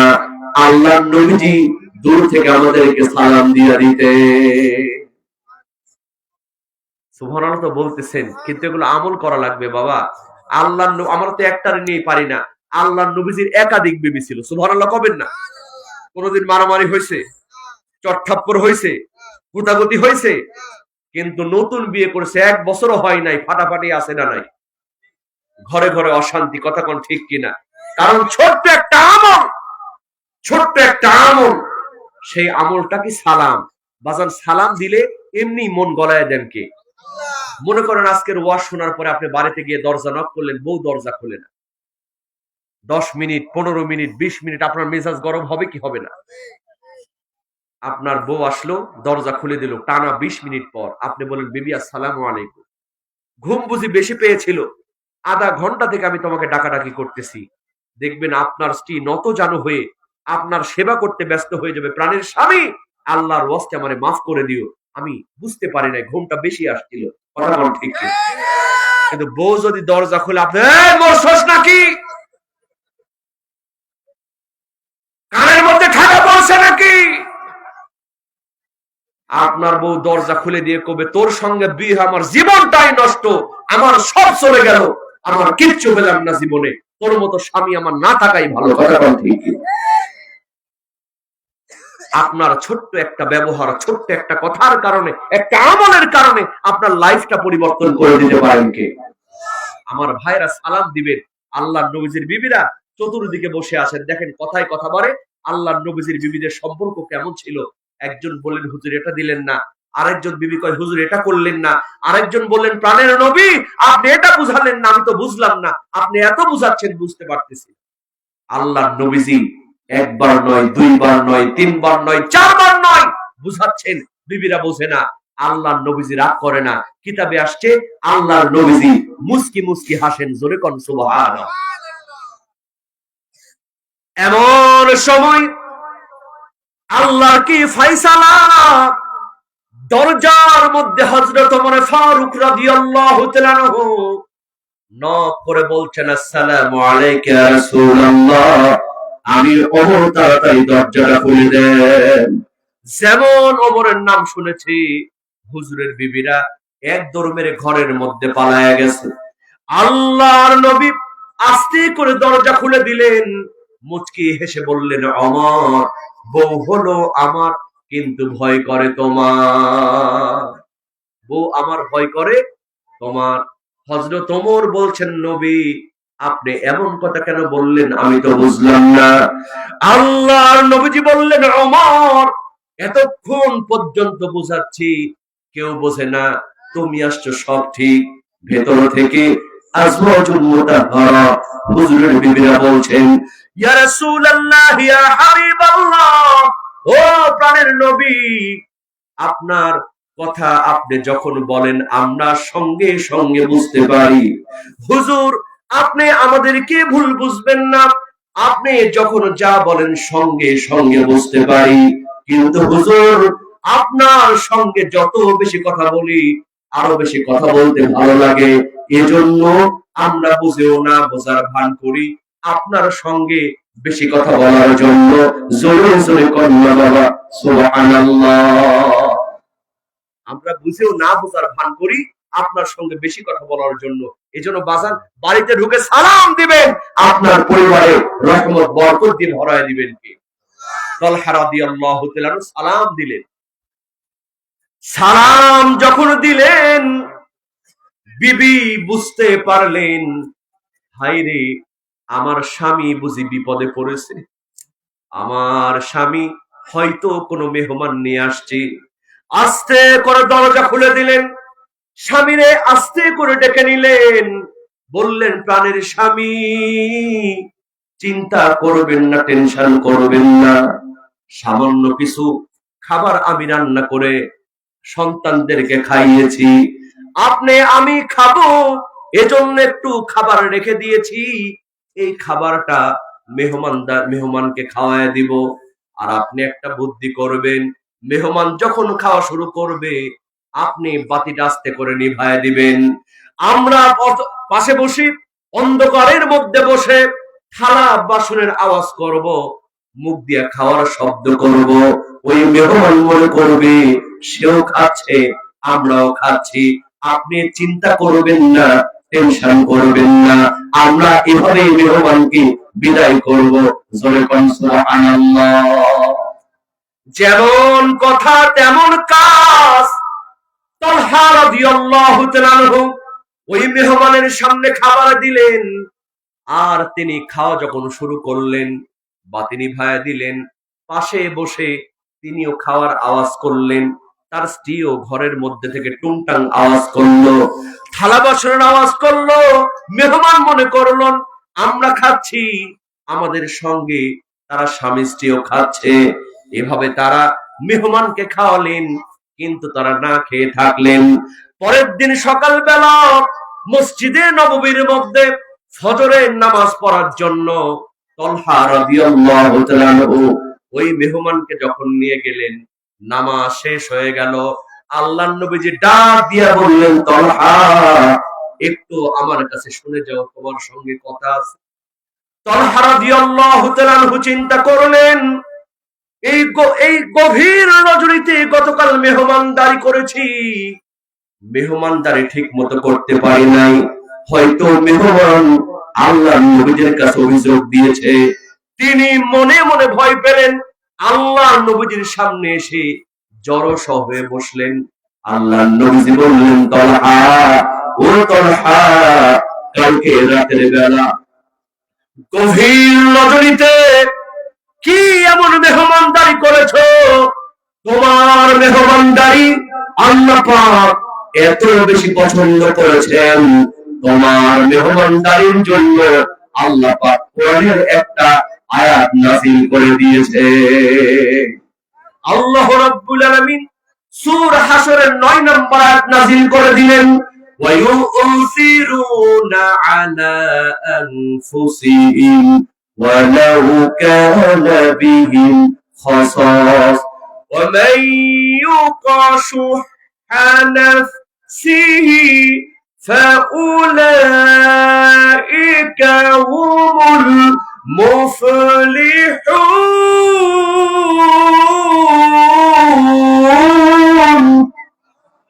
আল্লাহ রাব্বুল আলামিন বলেন, যারা নিজের চাইতে অন্যকে প্রাধান্য দেয়, অসচ্ছল অবস্থায় যারা অন্যের জন্য নিবেদিত প্রাণ হয়ে যায়, অন্যের জন্য কাজ করে, রাসূলের জন্য ব্যয় করে, ওরাই হলো সফলকামী, ওরাই হলো আল্লাহর জান্নাতি। জোরে বলুন সুবহানাল্লাহ। সুবহানাল্লাহ বলবেন না? তাহলে এক নাম্বার কোয়ালিটি হলো যারা সচ্ছল অসচ্ছল অবস্থায় আল্লাহর রাস্তায় দান করে। 2 নাম্বার হলো ওয়াল কাযিমিনাল গায়ব।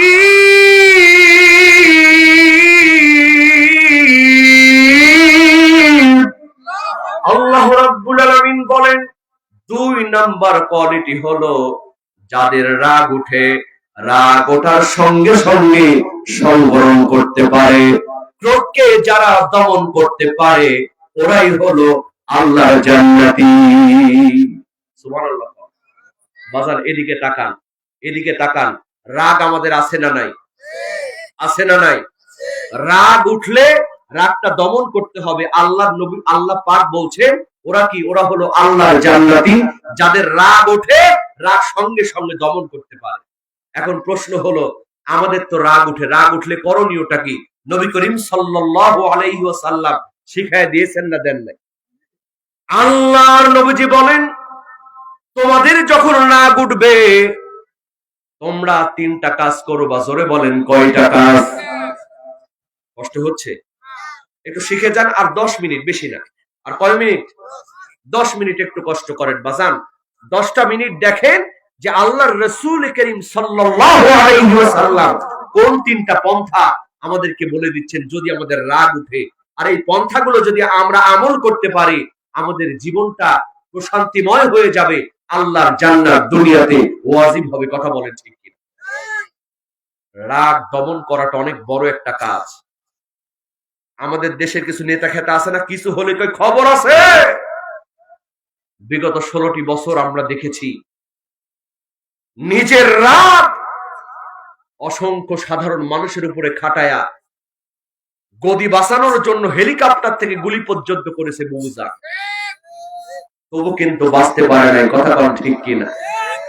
41 সাল পর্যন্ত থাকতে চেয়েছিল।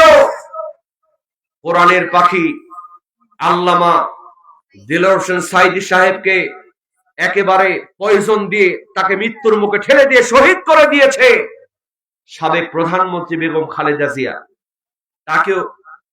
তাকেও প্ল্যান করে ফেলেছিল মেরে ফেলার জন্য। কথা বল ঠিক কিনা? ঠিক কিনা?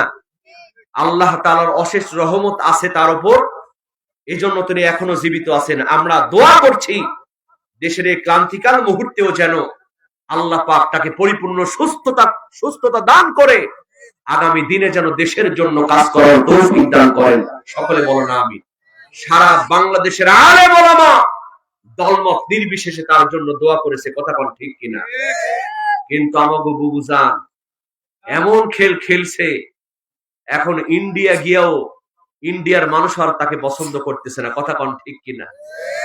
আল্লাহি বা কই যাহিয়া রে মানুষ, লুকাই বা কই যায়া, আজ রাহিলা শিয়া একদিন বান্ধিবে কষিয়া রে জগৎ, স্বামীর ঘরে যাইতে হইবে রে। কথা কোন ঠিক কিনা? তারা রাগ ছিল না, রাগী ছিল না, মঞ্চে খালি বলতো খেলা হবে, খেলা হবে, পালাবো না, প্রয়োজনে ফকরের বাড়িতে গিয়ে থাকবো। আছে না পালিয়েছে? আছে না পালিয়েছে? কোথায় কালামানি, কোথায় কাদের কাকা, কোথায় গেল ওই নেতাদের গরম গরম কথা? খেলা হবে, খেলা হবে, খেলা হবে বলে কাকা গেল পালাইয়া, স্বৈরাচার পালাইছে দেশটা ছাড়িয়া, সকলের মুখে হাসি আসলো ফিরিয়া। কথা কন ঠিক কিনা? বাবা এমন নেতা ছিল, একজনের ঝাড়ে বলছে ক্ষমতা, রাগ, ক্রোধ, তুই আমার বিরুদ্ধে কথা বলস, আগামীকাল দুপুরের মধ্যে তোর পা কেটে হাতের মধ্যে ধরায় দিব। এখন যারে ঝাড়ি মার ছোট্ট পায়জামা গরম হয়ে গেছে, না জানি কি হয়। বাড়িতে সে কাঁদতেছে, বউ কয় কান্দো কেন? কয় বিবি আগামীকাল যদি আমি গোদাগাড়ি মরে যাই আমার পা কেটে হাতের মধ্যে ধরায় দিবে। ওই দেশে কি বিচার আচার নাই? ওর যে বড় নেতা তার কাছে বিচার দাও, সে তোমার কিছুই করতে পারবে না। লোকটা আফসোস করে বলে বিবি বিচার দিয়ে লাভ নাই, যার কাছে বিচার দিব ওইটাতে একই ঝাড়ের বাঁশ। মেম্বার থেকে শুরু করে মন্ত্রী পর্যন্ত একই রকম চরিত্র ছিল। কথা বল ঠিক কিনা? ওসি সাহেব থেকে শুরু করে পুলিশ কমিশনার পর্যন্ত সবার ভাষা একই রকম করেছিল স্বৈরাচার। কথা বলেন ঠিক কিনা? ওই বিচার দিয়ে লাভ নাই। বিবি তো মেয়ে মানুষ, কয় বিচার দিয়া যদি লাভ না হয় কারে বিচার দিবেন? দেখবেন আমাদের সমাজেও এই যে আমবাগান আছে না, আমবাগান, এক লোক আমবাগান পাহাড়ের দিকে টর্চ লাইট মারা দেখে ছোট্ট একটা বাচ্চা ছেলে গাছের ডালে বসে আম চুরি করতেছে। ওই ছেলে, তোমার এত বড় সাহস, তুমি আমার গাছের ডালে বসে আম চুরি করো, থামো, তোমার বাপের কাছে বিচার দিব। ওই ছেলেটা গাছের ডাল থেকে কয় চাচা যান, আমার বাপের কাছে বিচার দিয়ে লাভ নাই, আমার বাপ অন্য গাছের ডালে বসে আম চুরি করতেছে। লোকটা টর্চ লাইট ঘুরে দেখে অন্য গাছের ডালের বাপ বসে আছে, আফসোস করে বলে হায় রে, বিচার দিব কার কাছে? বেটাও চোর, বাপও চোর। কথা বল ঠিক কি? সঙ্গে সঙ্গে বি বলে প্রাণের স্বামী, বিচার দিয়া যদি লাভ না হয় তাওয়াক্কালতু আলাল্লাহ, এক আল্লাহর উপরে ভরসা করো, যার কেউ নাই তার কিন্তু আল্লাহ আছে। আর কে আছে? লোকটার মধ্যে ভয় আছে না নাই? নেতা ঝাড়ি মারছে, কাল গোদাগাড়ি গোল চত্বর গেলে আমার পা কাটে হাতে ধরায় দিবে। ওই লোক খুব ভয়ে ভয়ে আছে, আল্লাহ বিল্লাহ করতেছে। পরের দিন সকালবেলা যেই নেতা ঝাড়ি মারছিল ওই নেতার বউ বাথরুমের মধ্যে সার্ফ এক্সেল দিয়ে কাপড় কাচছে। কি দিয়া? সার্ফ এক্সেল, হুইল পাউডার দিয়ে যদি কাপড় কাচে বাথরুম পিচ্ছিল হয় কি হয় না? আর টাইলস ওয়ালা বাথরুম হলে তো কোনো কথাই নাই। ওইটা টাইলস ওয়ালা বাথরুম, কাপড় কেসে বউ গেছে ছাদে কাপড় মেলে দিতে, আর এই নেতার দিয়েছে হঠাৎ করে বাথরুমের সাপ 2000-এর বিশ্বকাপ। কোন হুশ থাকে? ও কোন রকম চোখ বন্ধ করে যেমন বাথরুমে এসে পা দিছে, পা দেওয়া সারা, সিট পটাং হয়ে পেছন দিকে পড়াও সারা, সোজা চাপাই নবাবগঞ্জ সদর হাসপাতাল। অ্যাম্বুলেন্স সকালে সে হাজির। তাহলে রাগ করে খবর করতে চাইছিল দুপুরে, আল্লাহ খবর করলেন কখন? খবর করলেন কখন? আল্লাহ কাউকে ধরে না, ধরলে কিন্তু ছাড়ে না। আল্লাহ যেদিন ধরবে সেদিন আল্লাহ যেদিন ধরবে সেদিন রেহাই কিন্তু পাইবা না। আল্লাহ কাউকে ধরে না, ধরলে কিন্তু মনে থাকবে রাগ করা যাবে না। আল্লাহর নবীজি বলেছেন তিনটা কাজ করবা, রাগ হলে কয়টা কাজ? এক নাম্বার হলো আল্লাহর নবীজি বললেন তোমাদের যখন রাগ উঠবে তোমরা চুপ হয়ে যাবা, কোনো কথা বলবা না। এরপরেও যদি তোমাদের রাগ না কমে, দুই নাম্বার হলো তোমরা অবস্থার পরিবর্তন করবা। দাঁড়ায় থাকলে বসে পড়বা, বসে থাকলে শুয়ে পড়বা, অথবা ওখান থেকে তুমি দূরে চলে যাবা। এরপরেও যদি তোমার রাগ না কমে, আল্লাহর নবীজি বললেন তোমরা ওযু করবা। কি করবা? ওযু করবা। কারণ রাগ আসে শয়তানের পক্ষ থেকে, আর শয়তান হলো আগুনের তৈরি। তোমার যখন রাগ দমন করতে পারবা না, তুমি বিসমিল্লাহ বলে ওযু করবা, তোমার রাগকে নিভায় দিবেন একজন। জোরে বলেন তিনি কে? ওয়াল কাযিমিনাল গায়জ। এই তিনটা পদ্ধতিতে যদি আপনি রাগকে দমন করতে পারেন, আল্লাহর নবীজি বলছেন, আল্লাহ পাক বলছেন, ওরাই হলো আল্লাহর জান্নাতি। জোরে বলেন সুবহানাল্লাহ। এরপরে শেষ নাম্বার কোয়ালিটির কথা আল্লাহ বলছেন, ওয়াল আফিনা আনিন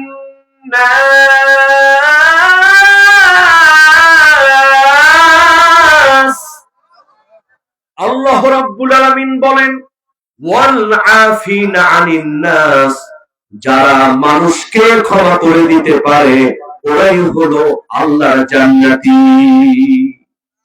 মানুষকে কি করে? যারা মানুষকে ক্ষমা করে দেয়। আল্লাহর নবীজির একজন সাহাবী, আমার ভাইয়েরা, বিশ্ব নবীজি এরকম মজমার মধ্যে বসে আছেন। আল্লাহর নবীজি বলেন সাহাবীরা দেখো, এই জায়গায় যেই সাহাবী এসে বসবে ওই সাহাবী হলো আল্লাহর জান্নাতি। সুবহানাল্লাহ বলবেন না? কিছুক্ষণ পরে ওই সাহাবী এসে ওখানে বসলেন। আল্লাহর নবীজি আরেকদিন বললেন ও সাহাবীরা দেখো, কিছুক্ষণের মধ্যে একজন এসে বসবে, ওই সাহাবী হলো আমার জান্নাতি। ওই একই সাহাবী এসে ওই জায়গায় বসলেন। সুবহানাল্লাহ বলবেন না? তৃতীয় দিনও আল্লাহর নবীজি বললেন একজন সাহাবী এসে বসবে, ওই সাহাবী হলো জান্নাতি। সাহাবারা লক্ষ্য করে দেখলেন ওই একই সাহাবী ওই জায়গায় এসে বসে বললেন। আল্লাহর নবীজির একজন যুবক সাহাবী আমর ইবনুল আস, তিনি আশ্চর্য হয়ে গেলেন, এই লোকটার মধ্যে কি এমন আমল আছে, কি এমন আমল করে যে আমলটার কারণে আল্লাহর নবীজি তিনবার তাকে জান্নাতি বললেন। সুবহানাল্লাহ বলেন।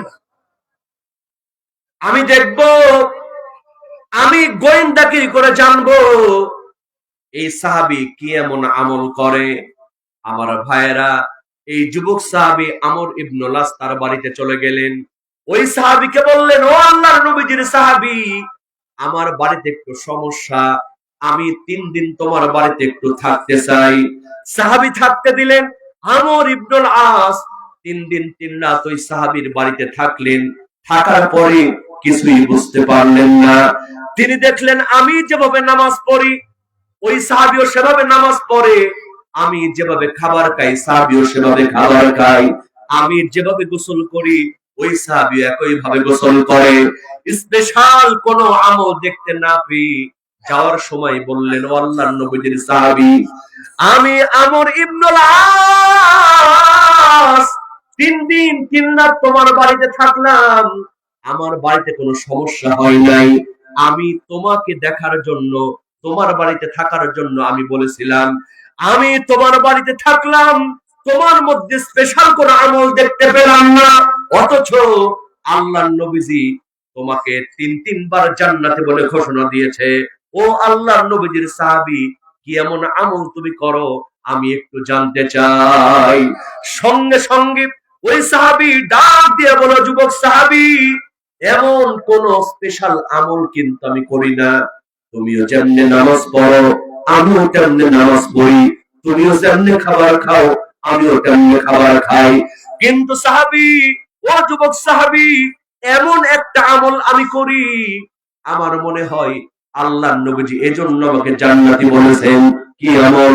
আমি যখন রাতের বেলা ঘুমাতে যাই, হিংসা বিদ্বেষ সবকিছু ভুলে গিয়া আমি চিরজীবনের জন্য মানুষকে ক্ষমা করে দিই।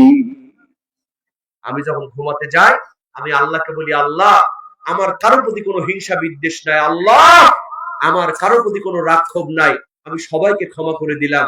কারণ আমরা যখন ঘুমাতে যাই তখন আমরা একটা দোয়া পড়ি, আল্লাহুম্মা বিইসমিকা আমুতু ওয়া আহইয়া, আল্লাহুম্মা বিইসমিকা আমুতু ওয়া আহইয়া, আল্লাহ তোমার নামে মারা গেলাম, আবার যদি তুমি চাও তোমার নামে আবার জীবিত হব। ঠিক কিনা? ঠিক কিনা আমার ভাইরা? তাহলে এই ঘুমটা কি আমাদের জীবনে শেষ ঘুম হয়ে যেতে পারে না? কি বলেন, পারে না? শেষ ঘুম হয়ে যেতে পারে। ওই সাহাবী বলছেন, আমি ঘুমানোর সময় সবাইকে মাফ করে দিই, আর এ কারণেই হয়তো রাসূল বলেছেন আমি জান্নাতি। আমার ভাইরা, এজন্যই আল্লাহ বলছেন ওয়াল আফিনা আনিন নাস, যারা মানুষকে ক্ষমা করে দিতে পারে ওরাই হলো জান্নাতি। এই মাসটা কি মাস বলেন তো? বিজয়ের মাস। কিসের মাস? ডিসেম্বর মাস, 16 ডিসেম্বর। সামনে বিজয় দিবস আছে না নাই? হ্যাঁ, বিজয় দিবস আসলে কি করা লাগবে? পটকা ফোটাতে হবে, নাচ গান করতে হবে, কি করতে হবে বলেন তো? জানেন, পবিত্র আল কোরআনুল কারিমে একটা সূরা আছে, সূরা নাসর। সূরার নাম কি? আজকে কয় তারিখ? 11 তারিখ। আর কিছুদিন পরে 16 ডিসেম্বর চলে আসবে, 12 তারিখ হয়ে গিয়েছে। তাহলে 16 ডিসেম্বরের জন্য, বিজয় দিবসের জন্য আল্লাহ পাক আমলটা বলে দিয়েছেন কি দেন নাই? সূরার নাম হলো সূরাতুন নাসর। সবার মুখস্থ আছে, ইযা জাআ নাসরুল্লাহি ওয়াল ফাতহ ওয়া রাআইতান নাসা ইয়াদখুলুনা ফি দীনিল্লাহি আফওয়াজা। আল্লাহ পাক বললেন, যখন দেখবেন, যখন আসবে আল্লাহর সাহায্য এবং বিজয়, আপনি দেখবেন মানুষ দলে দলে ইসলামের ছায়াতলে প্রবেশ করছে। ও নবী, বিজয় যখন চলে আসবে আপনি 3টা আমল করবেন। কয়টা আমল?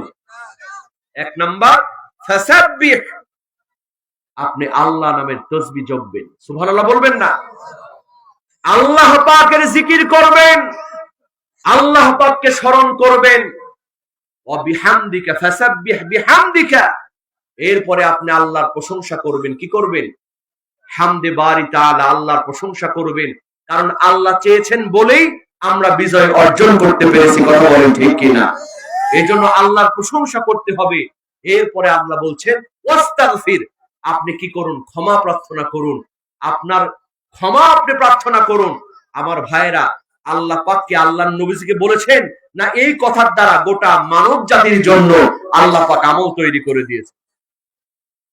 এজন্য বিজয় দিবসের আমল হলো আমরা আতশবাজি করব না, নাচ গান করব না, বাদ্যযন্ত্র বাজানোর চেষ্টা করব না। আল্লাহ পাক আজ থেকে 14 বছর আগে যে ঘোষণা আল্লাহ পাক দিয়েছেন, ও নবী, ইযা জাআ নাসরুল্লাহি ওয়াল ফাতহ, যখন আসবে আল্লাহর সাহায্য বিজয়, ওয়া রাআইতান নাসা ইয়াদখুলুনা ফি দীনিল্লাহি আফওয়াজা, আপনি দেখবেন মানুষ দলে দলে ইসলামের ছায়াতলে প্রবেশ করছে। ও নবী, এই বিজয় যখন চলে আসবে, ফাসাব্বিহ বিহামদি রাব্বিকা ওয়াস্তাগফির, আপনি তাসবিহ পড়ুন, আল্লাহ পাকের প্রশংসা করুন, আপনার রবের প্রশংসা করুন, এরপরে আপনার জন্য ক্ষমা চান। এই 3টা কাজ আপনি করুন, ওই বিজয়ের জন্য আল্লাহ পাক আপনাকে আরো সম্মানিত করে দিবেন। আল্লাহ রাব্বুল আলামিন শেষ কথা বলেন, ইন্নাহু কানা তাওয়াবা।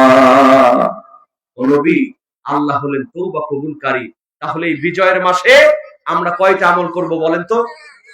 কয়টা? 1 নাম্বার হলো তাসবিহ পাঠ করব, 2 নাম্বার হলো প্রশংসা করব, 3 নাম্বার হলো আমাদের জন্য, আমরা গুনাহ সমূহের জন্য আমরা ক্ষমা চাইবো। ইন্নাহু কানা তাওয়াবা, নিশ্চয়ই আল্লাহ তওবা কবুলকারী। তাহলে আমার ভাইয়েরা, আজকে আমরা কয়টা বিষয় শিখলাম বলেন তো? প্রথম নাম্বার আমরা যে বিষয় শিখলাম, আমরা আল্লাহ পাকের দিকে দৌড়াবো, রবের ক্ষমার জন্য দৌড়াবো, জান্নাতের আশায়, ক্ষমার আশায়, যেই জান্নাতের প্রশস্ততা কার দোহা কার দিস সামাওয়াতি ওয়াল আরদ, আকাশ এবং জমিনের চাইতে বেশি। এরপরে আমরা কয়টা কোয়ালিটির কথা জানলাম? 3টা কোয়ালিটি। এই 3টা কোয়ালিটি হলো, 1 নাম্বার হলো যে কি, আল্লাযীনা ইউনফিকুনা ফিস সাররা ওয়াদ দাররা, যারা সচ্ছল অসচ্ছল অবস্থায় আল্লাহর রাস্তায় ব্যয় করে। এরপরে ওয়াল কাযিমিনাল গায়জ, যারা রাগকে দমন করে, ওয়াল আফিনা আনিন নাস, যারা মানুষকে ক্ষমা করে দেয়। আল্লাহ বলছেন আল্লাহু ইউহিব্বুল মুহসিনিন, এই মুহসিন ব্যক্তিদেরকে আল্লাহ পাক ভালোবাসেন। আমার ভাইয়েরা, যে কথাগুলি শুনলাম আমল করার দরকার আছে না নাই? আল্লাহ পাক যেন আমল করার তৌফিক দান করেন। আমার ভাইয়েরা, একটু সবাই, কেউ উঠবেন না, একটু সবাই থাকেন। আমি ইনশাআল্লাহ আজান শোনাবো। আজান শুনতে চেয়েছেন, আমি জানি যুবকের এজন্য বসে আছে, অনেকে দাঁড়ায় আছে, ঠিক কিনা? এটা আমি জানি।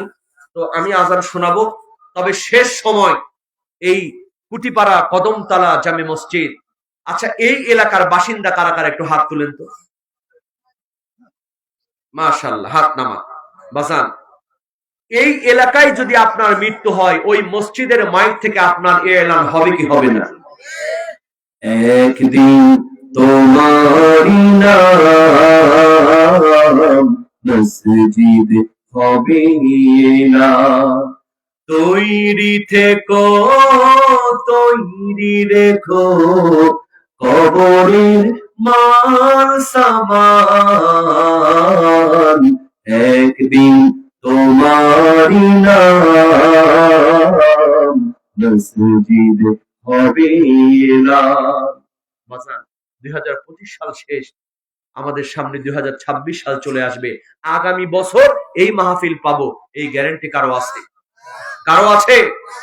এজন্য মুসলমান, মাত্র 2টা মিনিট কষ্ট দেব, এরপরে আজান শুনি একসঙ্গে বিদায় নিব। আমার ভাইয়েরা, এই পবিত্র আল কোরআনুল কারীমের, এই পবিত্র আল কোরআনুল কারীমের সম্মানে 30 জন ব্যক্তি, কয়জন? 30 জন। 30 জন ব্যক্তি এই মসজিদের জন্য নগদ যদি না থাকে, বাকির খাতায় নামটা লিখায় দিবেন। মাত্র 500 টাকা। কয়শো টাকা? 500 টাকা। একজন হাত তুলে বলবেন, হুজুর আমার মায়ের জন্য, বাবার জন্য, এই গভীর রজনীতে তাহাজ্জুদের সময়, জুমার রাত, আমি 500 টাকা মসজিদের নামে লিখায়া দিলাম। 1000। একজন 2টা, আপনি 2 পারা নিলেন। জি, নামটা লেখেন। কই দ্রুত, কি নাম? সভাপতি সাহেব, মাশাআল্লাহ। মসজিদের সভাপতি সাহেব তো আরো বেশি দেওয়া দরকার। হ্যাঁ, আগে দিয়ে একটু দ্রুত বাজান, দ্রুত। কত? লিল্লাহে তাকবীর। সেক্রেটারি সাহেব 5000 টাকা। আল্লাহ ইহকালে পরকালে দিও না বাজান। আজকের মতো থাক, আজকে আমি রাতের বেলা কাউকে ধরবো না, সময় নষ্ট করবো না। ওইটাই হলো, ওনারা তো দিতেই থাকবেন, কথা বল ঠিক কিনা? তাহলে 5 পারা মায়ের কি ব্যাপার? আমি তো দান কি আর কালেকশন হয়নি, এখন এত দিচ্ছে। মাশাআল্লাহ, লিল্লাহে তাকবীর। আমি চাইলাম 500, আর অসংখ্য ব্যক্তি 5000 টাকা দান করতেছে। আল্লাহ তুমি দানকে কবুল করে নাও, বলেন আমিন। কি নাম যেন বললেন বাবা, এই যে 5000 দিল? আচ্ছা, নাম প্রকাশে অনিচ্ছুক। বেনামে 20000 টাকা। লিল্লাহে তাকবীর। 20000 টাকা। আল্লাহ ইহকালে পরকালে দিও না টাকা। আরেকজন বেনামে 2000 টাকা। আল্লাহ যে নিয়তে দান করেছে, আল্লাহ দানকে কবুল করো। অলরেডি 30 জন হয়ে গেছে, 30 পারা হয়ে গেছে, 500 করে হলে। কথা বল ঠিক কিনা? জি, তারপরেও যারা যারা মাত্র 2টা মিনিট, কিনা? জি ভাইজান, এই চিরকুট দিতে হবে কেন? বিশ্বাস করেন, বেগম খালেদা জিয়াকে নিয়ে কারো কোনো শত্রুতা আছে? হ্যাঁ, আমরা সবাই তাকে মন থেকে ভালোবাসি, এটা দলমত নির্বিশেষে। আপনি মনে করছেন যারা জামাত ইসলাম করে তা বেগম খালেদা জিয়াকে ভালোবাসে না? না, জামাতের আমির সাহেব তার জন্য দোয়া করেছে, প্রত্যেকটা জুমার মসজিদ তার জন্য দোয়া হচ্ছে। কথা বলে ঠিক? আমরাও যে মাহফিল গুলোতে যাচ্ছি তার জন্য দোয়া করছি। চিরকুট দিয়ে বলতে হবে না, দেখেন আমি দোয়ার সময় এমনি আমি দোয়া করবো ইনশাআল্লাহ। এটা বলতে হবে কেন? এটা আমাদের একটা দাবি। কথা বলেন ঠিক কিনা? কারণ তিনি একজন আপসহীন নেত্রী। তিনি, তার সন্তান মারা গিয়েছে, তাকে এত রকম বিপদ আপদ দেওয়া হয়েছে, এত কষ্ট দেওয়া হয়েছে, তবে একটা বারের জন্য তিনি দেশ থেকে পালিয়ে যেতে চান নাই, দেশ ছেড়ে যেতে চান নাই। কথা বলেন ঠিক কিনা? এই আপসহীন নেত্রীর জন্য আমাদের কারো কোনো মতানক্য না, আমাদের দোয়া থাকবে। কথা বলেন ঠিক কিনা? এবং আমরা চাই তার আদর্শকে যেন বিএনপিরা ধরে রাখতে পারে। কথা বলেন ঠিক কিনা? আমার ভাইয়েরা, জি আর কেউ আছেন বাবা? আচ্ছা, মসজিদের সভাপতিকে ওই যে দিলেন যিনি, আচ্ছা সামনে কি বাবা? 5,000 টাকা। কি নাম? সুমন ভাই। লিল্লাহে তাকবীর। যুবক মানুষ সুমন ভাই, 5,000 টাকা আল্লাহ তুমি কবুল করে নাও বলে না আমি। আর কে আছেন বাবা? একটু দিলটাকে নরম করে বলেন, হুজুর আমি 500 টাকা কোরআনের ময়দানে দান করে দিলাম। এই চাদর দিয়েছে কি? আচ্ছা, 1000 আগে টাকা দিয়েছে, এখন আবার দিয়েছেন, এখানে নাম লেখায় দিয়েছে। মাশাআল্লাহ, লিল্লাহে তাকবীর। আচ্ছা, এই যে দাঁড়িয়ে আছেন যারা যুবক ভাইয়েরা, আপনাকে একটু দিতে পারবেন না? একটু দাঁড়ানো ভাইরাতে কেউ হাত তোলেন তো। লিল্লাহে তাকবীর। কি নাম? একটু আপনারা একটু নিচে নামেন না ভাই, কমিটির লোকজন কই? একটু নিচে যান, এই যে টাকা দিচ্ছে তো, এই যে মুরব্বি চাচা। লিল্লাহে তাকবীর। মুরব্বি চাচা নগদ 500 টাকা। এখানে যুবক ভাইয়ের নাম কি? হ্যাঁ, নাইম ভাই। নাইম ভাই 500 টাকা। আল্লাহ ইহকালে পরকালে দিও না, টাকার নামটা লিখায়া দেন বাজান। আর মাত্র 5 জন নিব। জোরে বলেন কয়জন? আর মাত্র 5 জন। আর মাত্র 5 জন হলে শেষ। ওই যে পিছনে কি নাম? কাইয়ুম, আব্দুল কাইয়ুম সাহেব। 500 টাকা। আল্লাহ ইহকালে পরকালে দিও না, টাকা হয়ে গেল একজন, আর লাগবে 4 জন। মসজিদের কেশিয়ার কই? কই কেশিয়ার সাহেব 1000 টাকা। আল্লাহ ইহকালে পরকালে